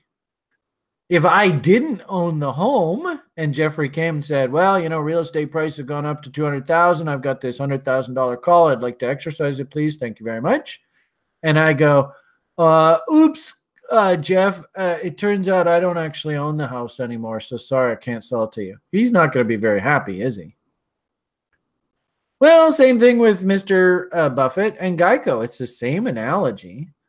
As long as he's sitting on a big old pile of cash, and at any given point in time, Mr. Buffett says that he's sitting on about 30 or 40 billion dollars in cash because he has to make sure that all of those policies that he's written are covered, right? And that if people actually do want to exercise their option in their home insurance, car insurance, life insurance, whatever, he's got the money to back those policies.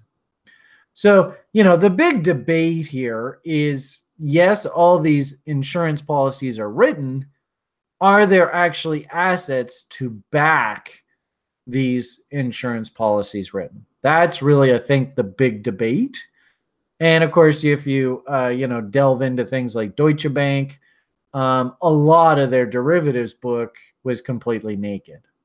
And did I ever tell you guys a story about the University of British Columbia professor that almost brought down a brokerage house that I was working at back in the 90s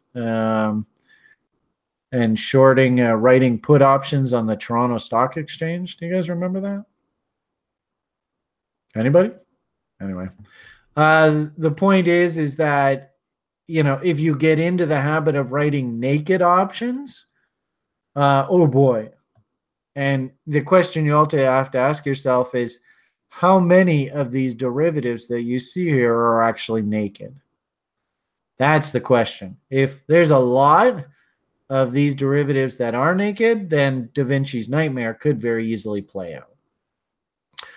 But the point of the matter here is the derivatives market is huge, and the question is why? Well, and the answer is, it is extremely profitable business. So as a result, the institutions know how profitable this business is. It is extremely profitable. It's even more so if you can actually manipulate asset prices and cause asset prices to settle at advantageous levels. This starts getting into that, oh boy, is the derivatives market moving the market? Or is this actually, what the university professors would call a random walk, and asset prices just trade purely based on valuations? And after working with me for a while, what do you think, guys? Which one do you think it is? Do you think it's asset prices are finessed? Or, oh no, asset prices trade purely on market forces and it's entirely supply and demand? I think after working with me for a while, I think you know which one we're going to lead to. And actually, it's quite shocking because we did an illustration for the basic site community in the S&P 500 here recently. Do you guys remember that? It was almost blatantly shocking how brutal the manipulation was. In essence, think of the stock market, just like, you're buying car insurance, home insurance, fire insurance, whatever. And all of these insurance policies, and I suppose we should probably have that screen up here, right? Where are we here? Not that one. Where were we? Way over here, yeah. All of these policies, right? You guys just see how we do this on a regular basis on the site. All of these these derivatives contracts that you see are technically just basically insurance policies. And so even if we just look at the near term, this April contract, you can see how many insurance policies are written. This is on the S&P 500. What do you think, guys? Are there a few insurance policies written on the S&P 500 depository receipts? I mean, it's staggering, the numbers, eh? And just think like Mr. Geico, right? Warren Buffett running his insurance company.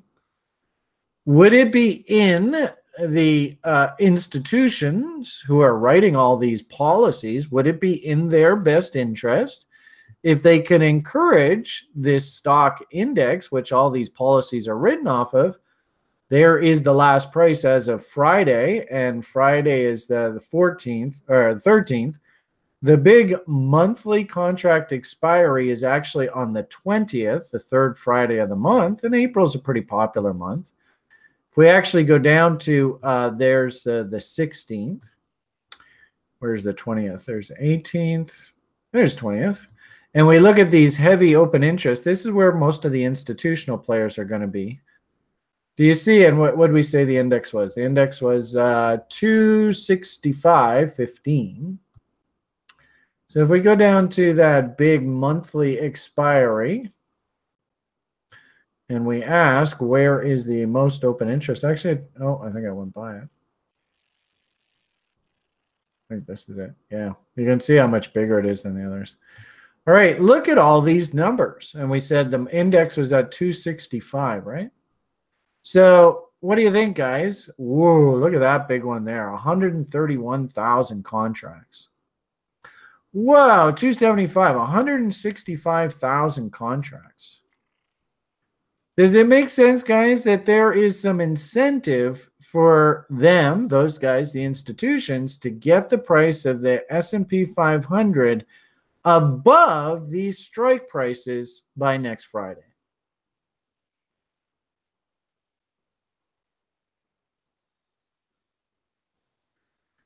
Remember, this is a highly manipulatable asset.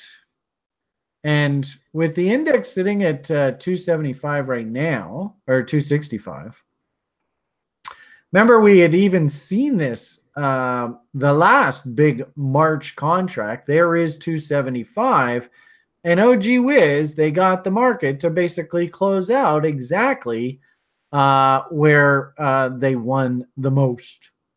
Now, all they need over the next week is just to bring the market up this much, and all of these options will expire worthless.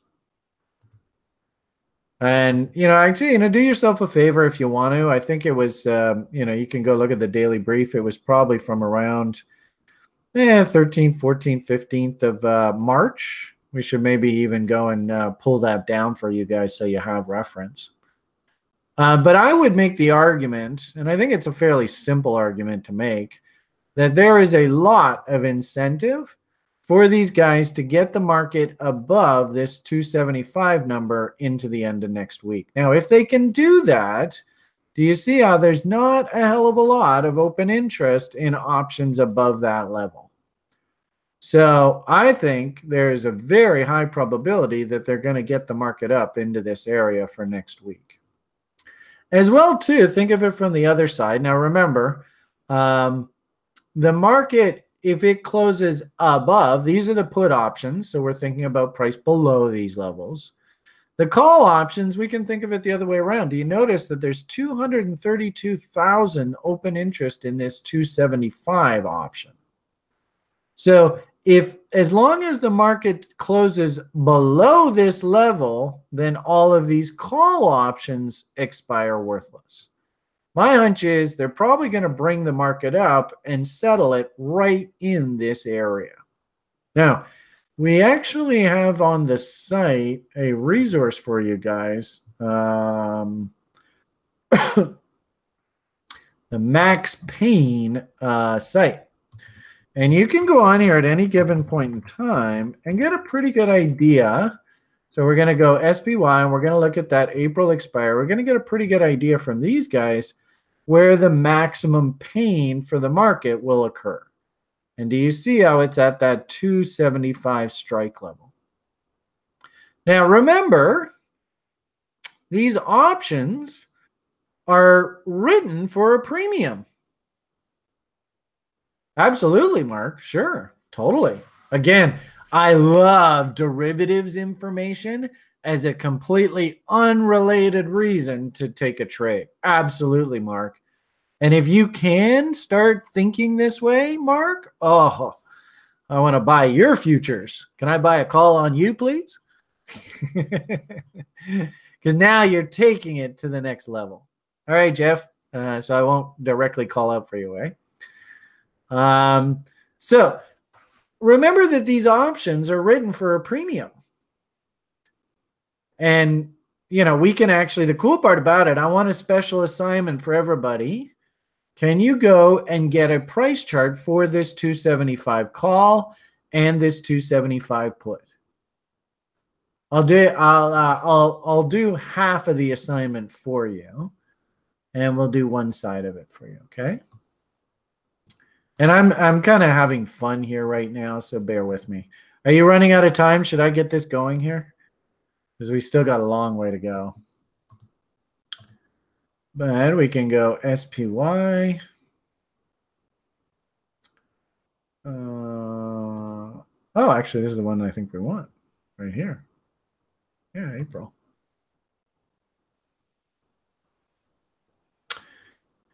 And we'll go 275 because that was the big one.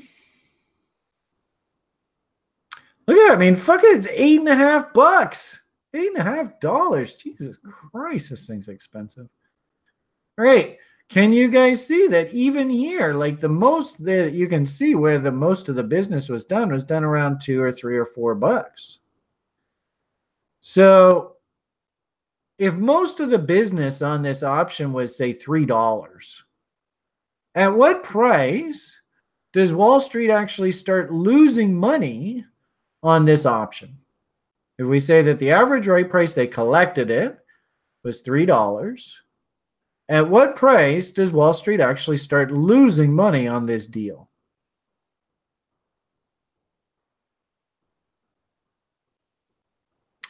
This is yeah, that's right, at 278. So does it make sense? That's good, Jason. So does it make sense that if they close the market at, say, 275.25, do they make money on this deal?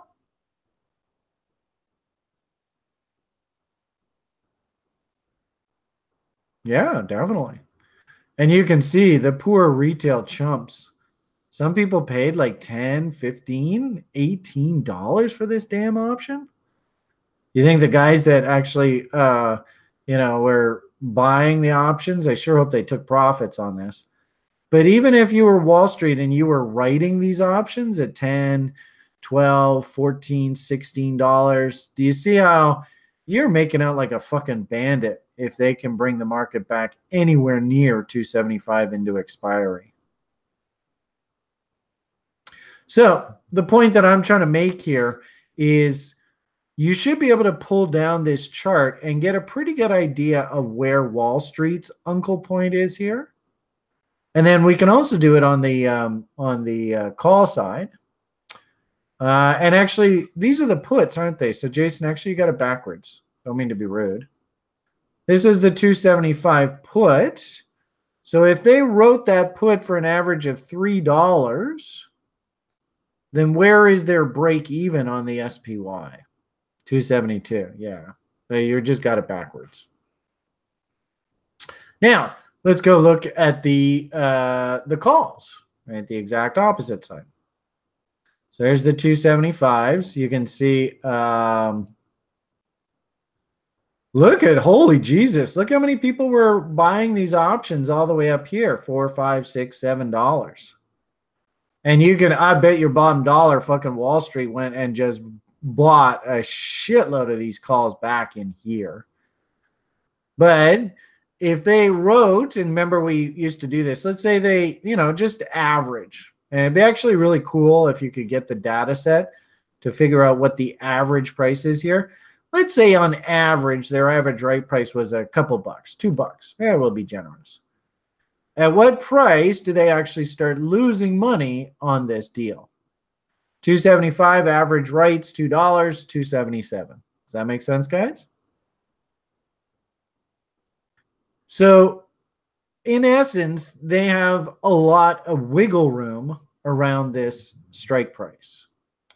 And my hunch is, as we had sort of demonstrated last quarter, and I would like for you guys, Kevin, you're in the daily briefs fairly regularly.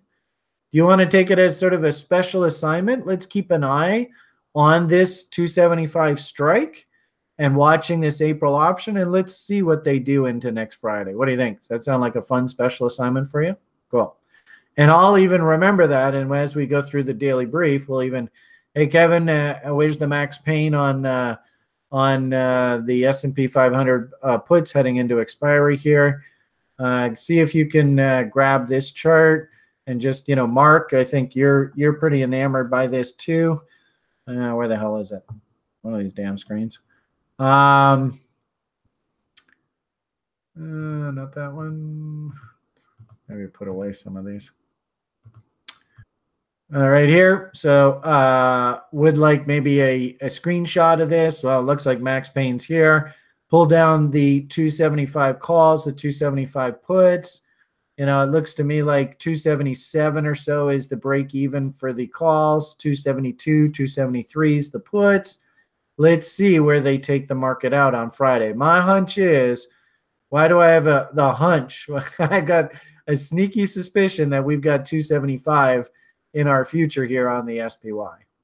And, it's going to be, and did you guys hear? I saw somebody on Twitter even said the Americans just launched a big old airstrike against Syria. Did everybody see that? Do you guys remember kind of a fun sort of side story? Tail wags the dog. Does everybody remember that? Tail wags the dog. I remember we used to talk about that, Dav, all the time. Tail wags the dog. And the Clintons, right? And how ironic, it's fucking Syria again. Of all the goddamn places in the world. It seems everybody likes to pull out Syria out of their back pocket when they need a diversion. So anyway, the point here is the Americans have just basically gone to war. And I heard a lot of, sort of Twitter kind of expert kind of trader dudes that I like to follow are like, the stock market's going to gap higher Monday morning, right? Do you guys, if anything, what you should see here is there a correlation here? Has somebody been suggested that we need to get stock prices up? Let's go find a nice diversion. And what do stock prices usually do in the face of a military strike? What's really interesting is who actually contributed the most to the weakness heading into the weekend? Does anybody know? One stock. My business partner is intimately involved in this company. How do you notice they got their asses kicked here on Friday? How do you think they're going to do? These are the manufacturers of the Tomahawk cruise missile. How do you think they're going to do Monday morning? Do you think there's going to have to be some purchase orders placed to replace these very expensive missiles? Are you guys kind of seeing the connect the dots here? Quite remarkable, really. So, if anything, Kevin, and anybody else who wants to volunteer for this assignment, but I know Kevin's in those daily briefs consistently.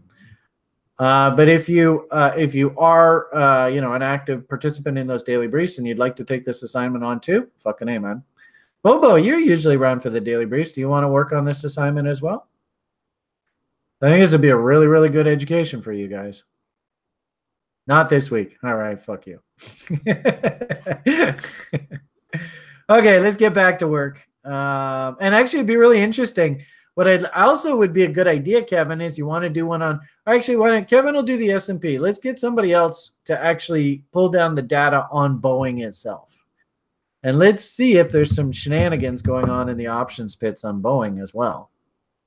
Somebody up for that challenge? Anyone? Anyone? All right. Well, maybe not. All right. If somebody would like to volunteer, let me know. Okay, so the point of the matter here is we need to understand that the options market, yes, it's huge. We also need to understand it is extremely manipulative. So in a weird sort of way, because this thing is such a cash cow, and if you understand how the game works, you actually realize how easy it is to make money in this space. Does it make sense? And this is exactly, I see Dav's face there smiling at me. This is exactly Dav's sort of the whole thing's manipulated. It's all rigged. It's all a scam. Do you see how this game, it goes right into fucking Dav's thesis, and it figures he'd show up today. But I guess the point here is, if the money is this good, does it make sense that the powers that be, the people who are running this game, are going to do whatever they possibly can to keep the public the fuck out of this space? Does that make sense? You gotta learn, you gotta know this shit, guys. I mean, seriously. So they go to a number of extremes to try and keep the public out. They do things like, we're going to publicly highlight all of the disaster stories. And we're actually going to let people do really stupid things. They could very easily say, well, look, if you don't have the equity in the account, you can't write a naked option. Boom. That deals with that whole naked option scenario. But no, they don't. They just say, hey, if you want to play and you're rich and you want to get fucked over, great. Come on down. But in the public's eyes, and especially in the media's eyes, they paint the word derivative itself has really negative connotations in our society. When technically speaking, we walked you through the whole Geico insurance policy business, there's no difference between quote unquote derivatives and insurance policies. They're the same thing. Insurance, oh yeah, that's perfectly fine. Conservative, oh yeah, very well respected in business, blah, blah, blah, blah, blah. Derivatives, Satan, Satan, Satan. And yet, that, in my opinion, is entirely a manufactured demon to try and keep the public out of this space. They institute gatekeepers. I used to be an options broker, so I never even thought any of it. I was the gatekeeper. And I used to have a boss when I was at this one firm. They call it, well, all of the firms, but they call him the drop, or the designated registered options principal. And that drop, his whole role, his mantra in life is to say no. And you have to somehow convince the drop to say yes. So, as an options broker, it wasn't too difficult for me, and I didn't run into this, but I am not in the business anymore. And I went to my local bank where I do most of my banking. I gave them 50 fucking grand, $50,000, and said, I want to open up an options account. And they said no. And I was like, you got to be kidding me. There's $50,000 right there. You could see it in front of your face. They wouldn't open up an options account. Turns out, in Canada, you have to prove that your income over the past 5 years was $75,000 minimum every year to be able to open up an options account. Isn't that crazy? I have 50 fucking grand. And I even said, I don't want to write options. I only want to buy an option. And they said no. It's like, fuck you.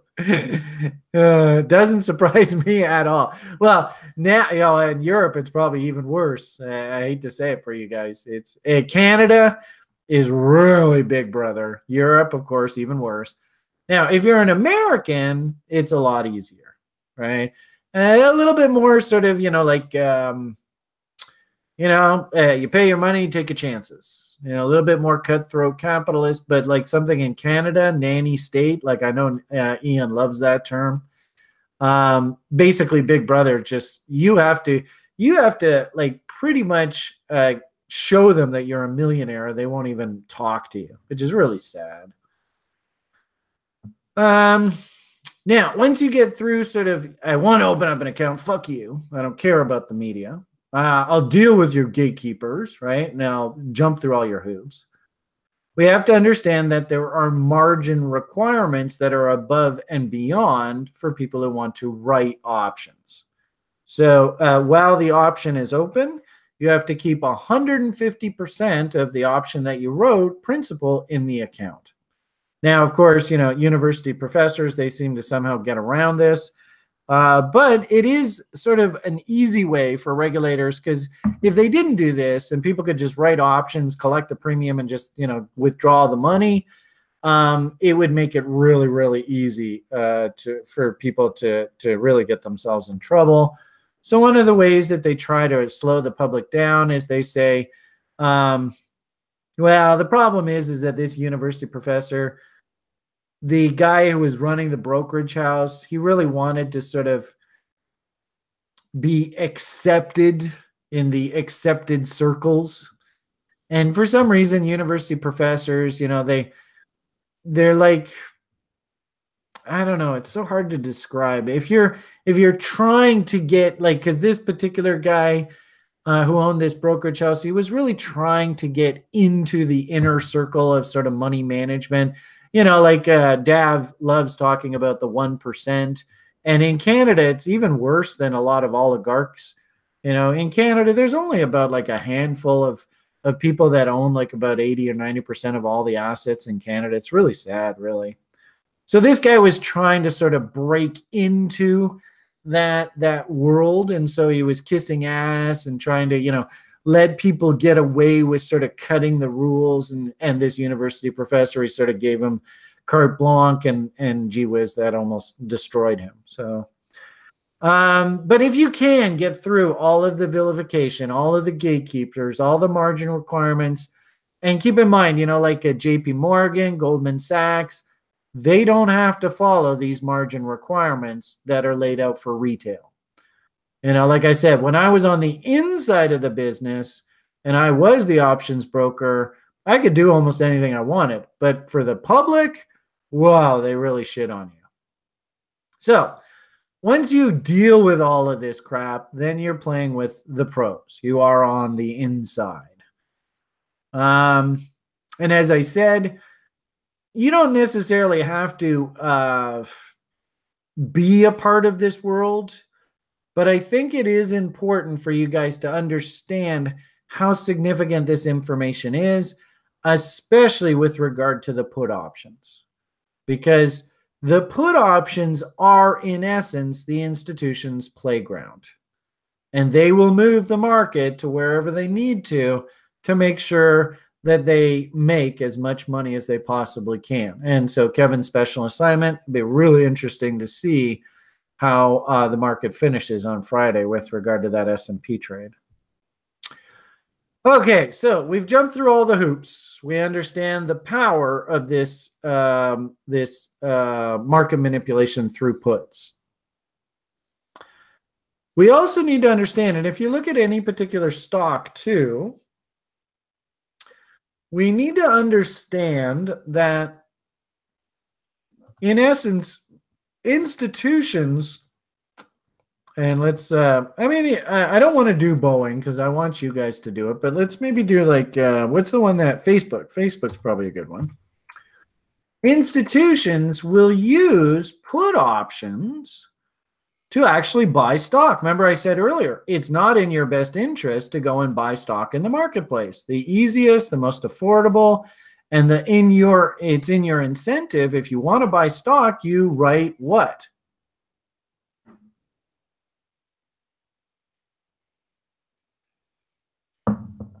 You write puts. Why? Because you collect a premium for writing the put, you get exercised at your strike price, and your cost is the strike price minus the premium that you collected.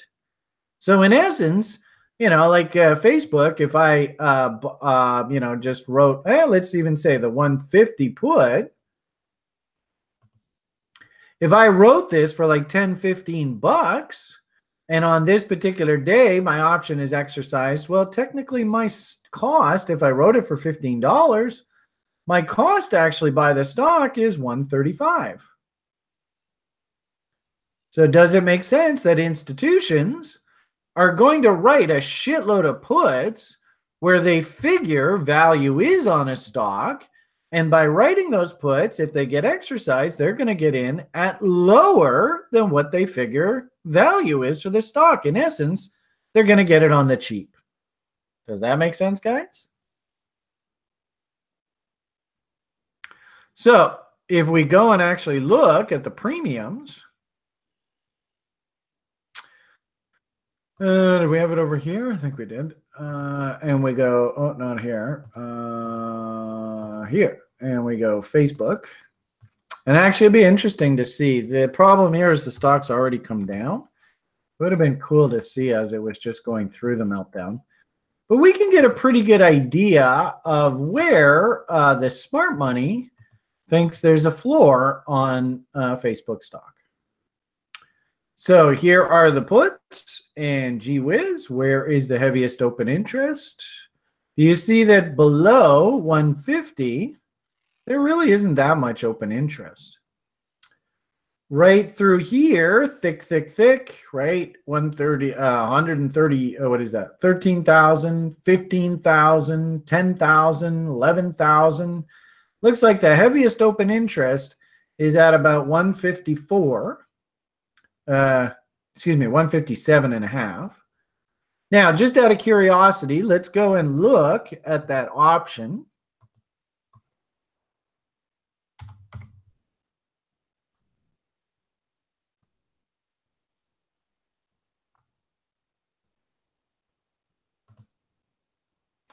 And do you see, this is the heaviest open interest, and look at the premiums people paid for these things. Some point, people were actually willing to pay like $10, right? And that was just as the stock was coming off. But does it make sense here, guys, that if I'm a Wall Street fat cat, and I got a pretty good idea there's a bottom on Facebook at around 150, if I write this option at $7, $8, $9, well, let's just use $10 as an example. If I write the one, and this is a 157.50, if I write this, well, hey, let's take a nice average here. Let's say your average is $5. If I write this at 157.50, what is my cost on the stock if I get exercised? We're going to say we wrote at an average of $5. 152.50, all right? And then we go back and we look at the stock, and gee whiz, do you see how the stock basically did not go below that level? Do you think that's an accident?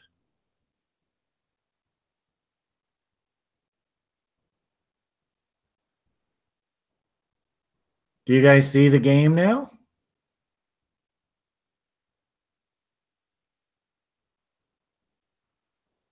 So, and now the stock comes ripping back. These guys all, technically, what we say, their cost for that, we said the 157.50 was the heaviest open interest. So that's right in here. Their cost is basically the double bottom. And Mark, do you see how, gee whiz, we could look at that option. We could figure out where their max pain is. And lo and behold, look how there's this juicy gap. They brought the price right down into the gap. And gee whiz, coming out of that, there's a big fat W. So if you were like thinking, well, I really want to be long this stock, the guy's under pressure, Let's see if we can get in. Technically, we've got a big panic dump, big spike away. Market comes back down, gaps higher, leaves the gap. And guess what happens when we change this to a clothesline? You see how the gaps basically disappear and there's a big fat W. So does that make sense, Mark, how you can use that information, understanding where their sort of cost basis is on that option to be hunting a trade? And it's completely unrelated information. Talk about a fucking unrelated reason to take a trade, eh? Isn't that cool? I mean, hopefully you guys are just going, damn, that's a fucking stone cold honky. I love that line. I think I got the line totally wrong, but that's from that James. And where's James? James is usually here for all of these. But that's from James's Macklemore. Damn, that's a cold ass honky. So, and the interesting thing too is, can you see how they've laid the trap? You could have this stock come off a huge chunk, right? Let's say that, anytime this week, really, the stock could be like 165 down $10. We're going to shit on, what the hell's the guy's name? What's his name? Zuckerberg, right? We're going to shit on him. We're going to burn him to the stake. Stock's down $10. But you can see, is Wall Street going to have any problem? They're just going to fill in the gap, right? And they're going to say, fine, we'll buy some more. They're going to Kavark it. I love how you're thinking. I bet, eh? Totally. Now you guys are thinking like fucking sharks. Look at that Kavarkinator right in there. Son of a bitch. Awesome. You guys, I swear. Do you guys see how I hope I've changed your guys' lives. Right? You can actually see the world for what it is. How bloody corrupt this world is. Isn't that cool? Right? There's Kavarkinator. Oh, Kavarkinator sitting right in that tail right there. Man, it's cool stuff. Cool stuff. And actually, what's really cool about this too is you can see, right? Bottom of value, right? Nobody has any interest in getting the stock down here. Nobody. Okay. Now let's talk a little bit about WDB. So as we sort of pointed out, and really review this, we'll be doing it again next week just to see how the smart money makes money into these options. I now want you to think, I want you to change the record in your mind, and I want you to think about stocks. I want to buy this stock. I'm very interested in owning this particular stock. So how are we going to go about it? And let's maybe, actually what would be a really good one to do is something that's not a high flyer, kind of middle of the road. Let's maybe do that. Well, why don't we do Twitter? I think Twitter's a cheap stock. All right, so it's $28.76 a share. You can see this gap down here at about, I don't know, 15, 16 bucks. Let's go see where the smart money figures the floor on this thing is.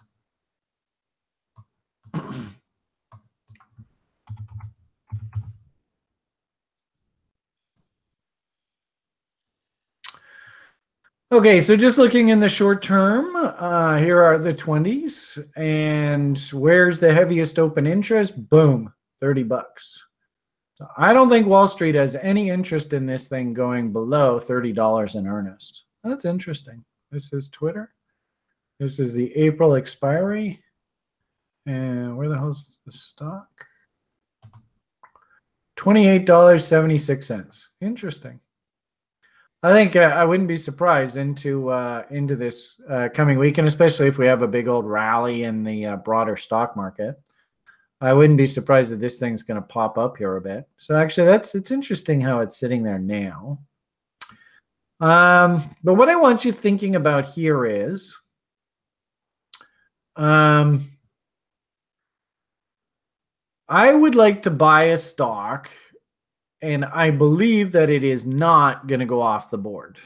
Now, something with Twitter and anything that's sort of a tech stock, and biotechs, be very careful on these because look at the PE ratio. Holy Jesus. So if this thing does turn into a nightmare, there could be problems here. I don't highly recommend running WDBs on tech stocks or even commodity pure proxies because they have to usually move.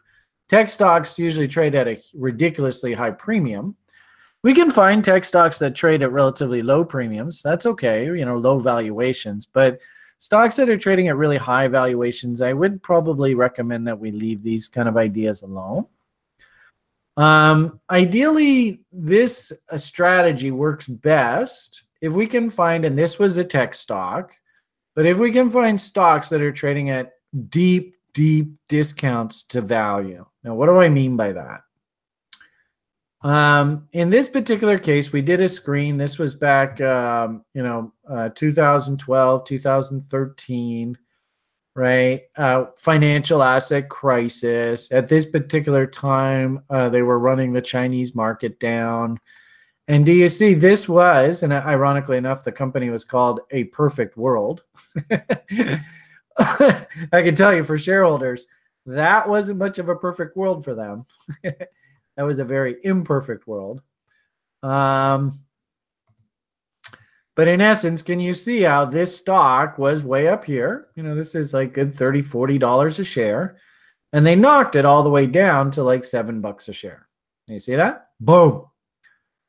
Obviously, this is the perfect place for us to start if we're thinking about buying stock, right? We want stocks that are on their knees. Does it make sense that this would not be a stock we want to do a covered call strategy on? Why? Because the call premiums are going to be extremely low. Does that make sense? Theoretically, the put premium should be very high. So think of the exact opposite. This is the scenario we want to be writing calls. This is the scenario where we want to be writing puts. But it's important that we focus in on really, really, really big, solid fundamentals. So you guys all remember from level 1, you guys tell me, does this stock look kind of cheap? Current price to earnings ratio, 4.9. The forward PE, 6.57. The price to book ratio, this is a tech stock trading at less than book value. Price to cash, it's trading at 1.6 times cash. That means at $7 a share, they're like sitting on basically about what, $4 or $5 a share in cash. Most of this price you see in the stock price itself is actually cash. Does that make sense, guys? And, oh, by the way, they're paying you a dividend of 3.66. And remember, this was in a time when the Fed had interest rates at basically zero. So they're paying you a pretty fat dividend just to own the stock here. So from a WDB perspective, go back to level 1. This thing is incredibly cheap. This is what we would call value investing. A PE ratio below 10, trading at below book, and trading less than 3 times cash. Technically speaking, and this, of course, is where our technical analysis skill really pays off, but does it make sense? Technically speaking, this is a pretty damn attractive looking trade. 50% level sitting at 24.75. Everybody see that? Just keep it simple, stupid. I'm not looking for new highs, but you can see, look at that big old juicy price gap sitting up there at 30, 40 bucks. You can see there's other gaps right here at, 15, 17 bucks. And like I said, 50% rule just sitting there, previous peaks, Pretty good shot we'll get up into this $20, $25 area at some point down the road. So I'm going to then go to the options market, and I'm going to ask, are the put options inflated given the sentiment in the market? And at this particular place, the $18 put option. So that means that the strike price of the option, that its exercise price is right here. They were trading at $7.80. And frankly speaking, that should make sense. Because in essence, the stock's sitting at about intrinsic value. This option should be trading at about $7-8. Not really a big surprise. If if I go and write this $18 put, I'm going to collect $7.80, and it's under the assumption that I have to buy the stock if exercised at $18. So in essence, my cost basis for buying the stock is $10.20. Does that make sense?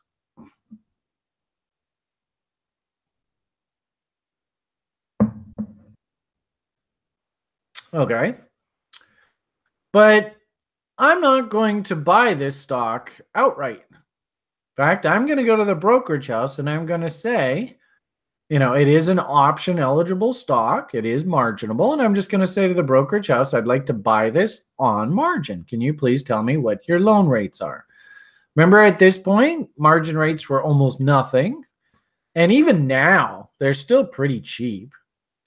But in essence, I'm going to hold the position. If I get exercised and I have to buy the stock, I'm going to hold the position on margin. Now, because it's trading at such ridiculously low fundamental valuations, I've got a shot that we're probably going to see higher prices. If these are sort of, like Twitter here, I don't know whether this is the bottom. And frankly speaking, I look at this, remember we just talked about the gap here, I could easily see this fall a lot. So you can't use this strategy on high-flying tech stocks and stocks that are trading at even fair valuations. The only way you can do this is if you find stocks that are trading at ridiculously low valuations. So if I agree that I'm going to hold the stock on margin, then 30% of $18, because remember, that's my strike price, 30% of that, which is a very typical margin rate, but there are brokerage houses that'll give you even higher margin. But if we just use a conservative 30%, then that means to control this position going forward, I have to keep $5.40 in my account as collateral. Does that make sense, guys?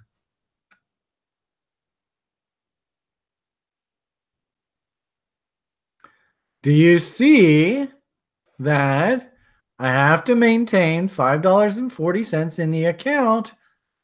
I got paid $7.80 to write the option.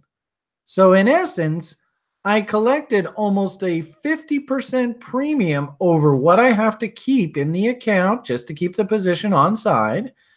I collected almost 50% more than that in the option premium. Does that make sense?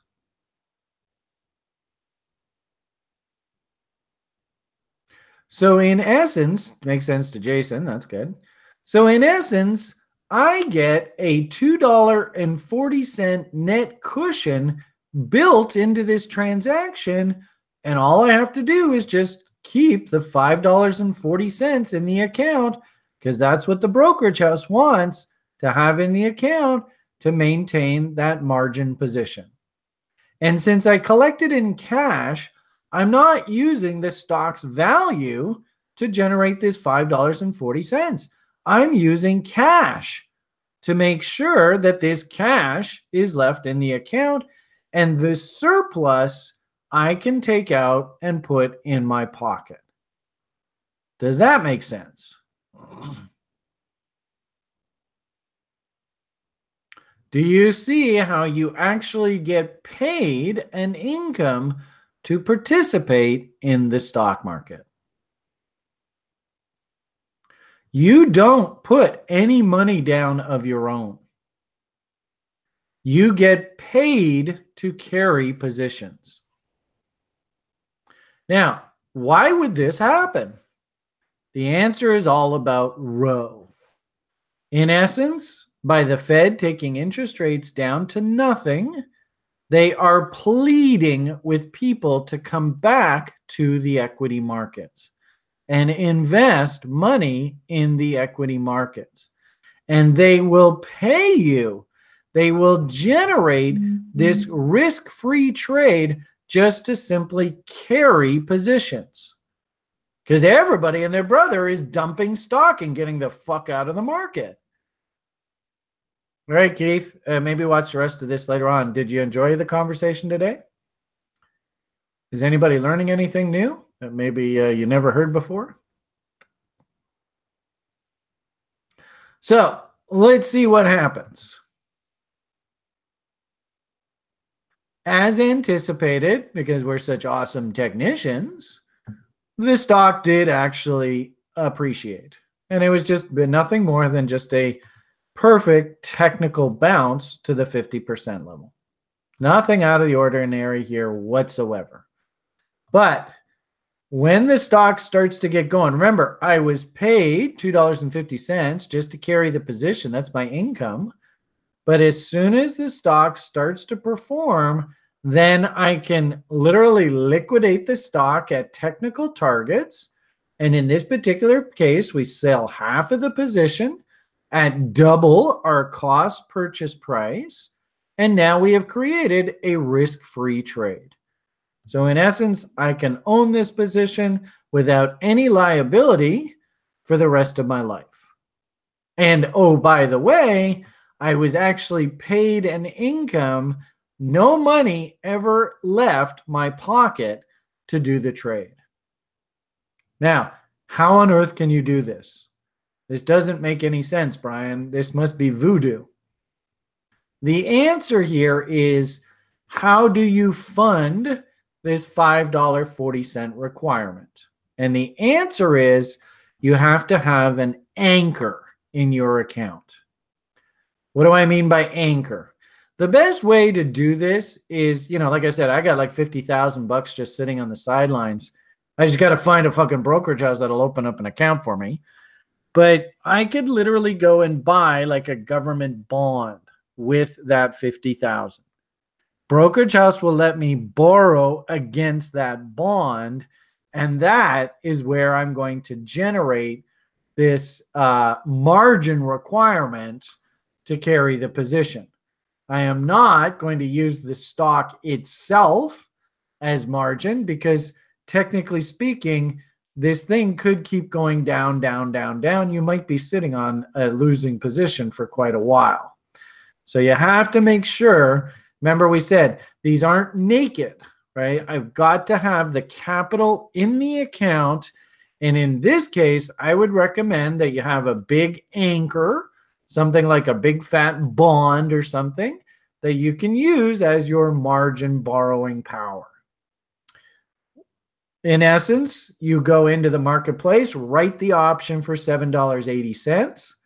As I said, as the position is still open, we said in the previous slide, you're going to have like 150% margin in the account to carry the open short option position. So you're going to have, in this case, $7.80 you collected. You're going to have 150% of that. So just simple math, $7.80 times 1.5 means that you have to have $11.70 in your account. And the $7.80 that you collected can be part of that. You've got to come up on the, and this is where we're going to use the bond as your anchor. You can borrow against that bond to come up with the other part of this $7.80, which is going to be, in this case, $3.90. As soon as the option is exercised, that additional margin requirement disappears. And now we're just talking about the $5.40. You've already collected $7.80, so you're good to go there. The only drawdown is when the option is open, you have to have 150%. And in this particular case, you wrote the 780, you tell the brokerage house, I got 50 grand sitting in my account. It's in a bond. We're going to use that as our margin tool. We're going to borrow against that. That $3.90 or whatever we said was the difference. As soon as the stock option is exercised, then it goes to a straight margin requirement to hold the position, and then you can just simply use the premium that you collected to maintain that margin requirement. And like I said, that $2.40 excess, that goes into your pocket. Merry Christmas. There are a lot of people that play the market this way. It's in essence the way you can have the market basically pay for you to participate in the stock market. You don't ever spend a penny out of your pocket. Isn't that incredible? I mean, I hope a lot of you right now are going, motherfucker. I mean, literally, you can buy any stock anywhere, anytime, and you never spend any money out of your own pocket. Does that mean anything to anybody? When I went through the numbers on this, and the only reason why I know about this is because my old man used to do this all the time. This is basically how he created an income for himself. And it's such a simple strategy. The key here, though, is you can only concentrate on deep value stocks. You cannot look at this from either like a commodity stock, because commodities, of course, can move. Commodity stocks move with commodity prices, or any stock that's trading at high valuations. You just can't do it. Now, the ultimate downside to this is the stock just goes off the board. And in this case, this is why it's critical that we try and find stocks that are trading below book value. So then that way, if the stock does go into bankruptcy, they break the stock up, the stock will actually move up as the stock is in liquidation because it's trading below book value. If they liquidate, then of course the stock will have to be trading higher just to trade at book value. And as we pointed out here, there is no way in hell this was going to happen. In this particular case, this was such an interesting example. This was I like to play that silly little World of Warcraft. This is basically the same sort of thing. But what was really interesting is as they were making money, they were actually going and buying real estate in Shanghai. And this actually became, they had more assets in the company were in Shanghai real estate than were actually in the software company's business. And this actually became more of a proxy on Shanghai real estate than it was on actual the software business itself, which is kind of amusing. You know, the pail came off of the Chinese market. You can see the counter trend rally. You might have just blown the whole fucking thing out at the 50% level and taken all of the profits. In this case, you know, Brian, I love to create risk-free trades. So sell half on a double, get yourself totally risk-free position. And I still think this stock is kicking around an account somewhere. I haven't talked to my old man in a while. But in essence, this was just a slam dunk. Okay, so if anything, I would like for all of you, especially, you know, Bobo and Keith and Raf and stuff who do these tutorials diligently, I want you to try and go and find maybe a half a dozen stocks that are trading below book value. Single-digit PEs would be perfect. Less than 3 times cash, right? Go and find me a bunch of value stocks. And then let's go and pull down the put options and see if we can work out the math on where specifically the options we want to write where we can actually get paid a premium just to hold the position. You think we're up for that challenge? All right, and if you need to go back and watch this video a couple times to understand the mechanics of this, reach out to me through the week. You are my preferred people. I would like to see you more rather than less. So, be sure to book those tutorials. I'm sure you guys are going to have lots of questions, and I love to dig through this kind of stuff with you guys. This is fun for me. Okay, so nice light presentation today, only 2.5 hours. I bet you none of you were expecting that. Sorry, guys. I hope you did enjoy the presentation. Giving everybody something to think about through the next week or two. Please be sure to book your tutorials. Let's have some really good conversations about this. Let's understand where the institutions they figure there are floors on assets based on those put open interests. Let's see if we can find ridiculously overinflated call options and think about covered call strategies. Let's try and find deeply discounted stocks that are trading below book value. And let's figure out where we can get in so Wall Street basically pays for us to own these stocks. That's about all I want to present to you today. I don't want to fry your brain too much. So let's get, as the saying says, let's get someone else to pay the bill. And let's get you all hip on writing option strategies and being derivatives monsters. Okay, guys, I think I'll leave it at that. Hope you guys enjoyed the presentation. All the best to you for the rest of your day. The only thing left to say is bye for now.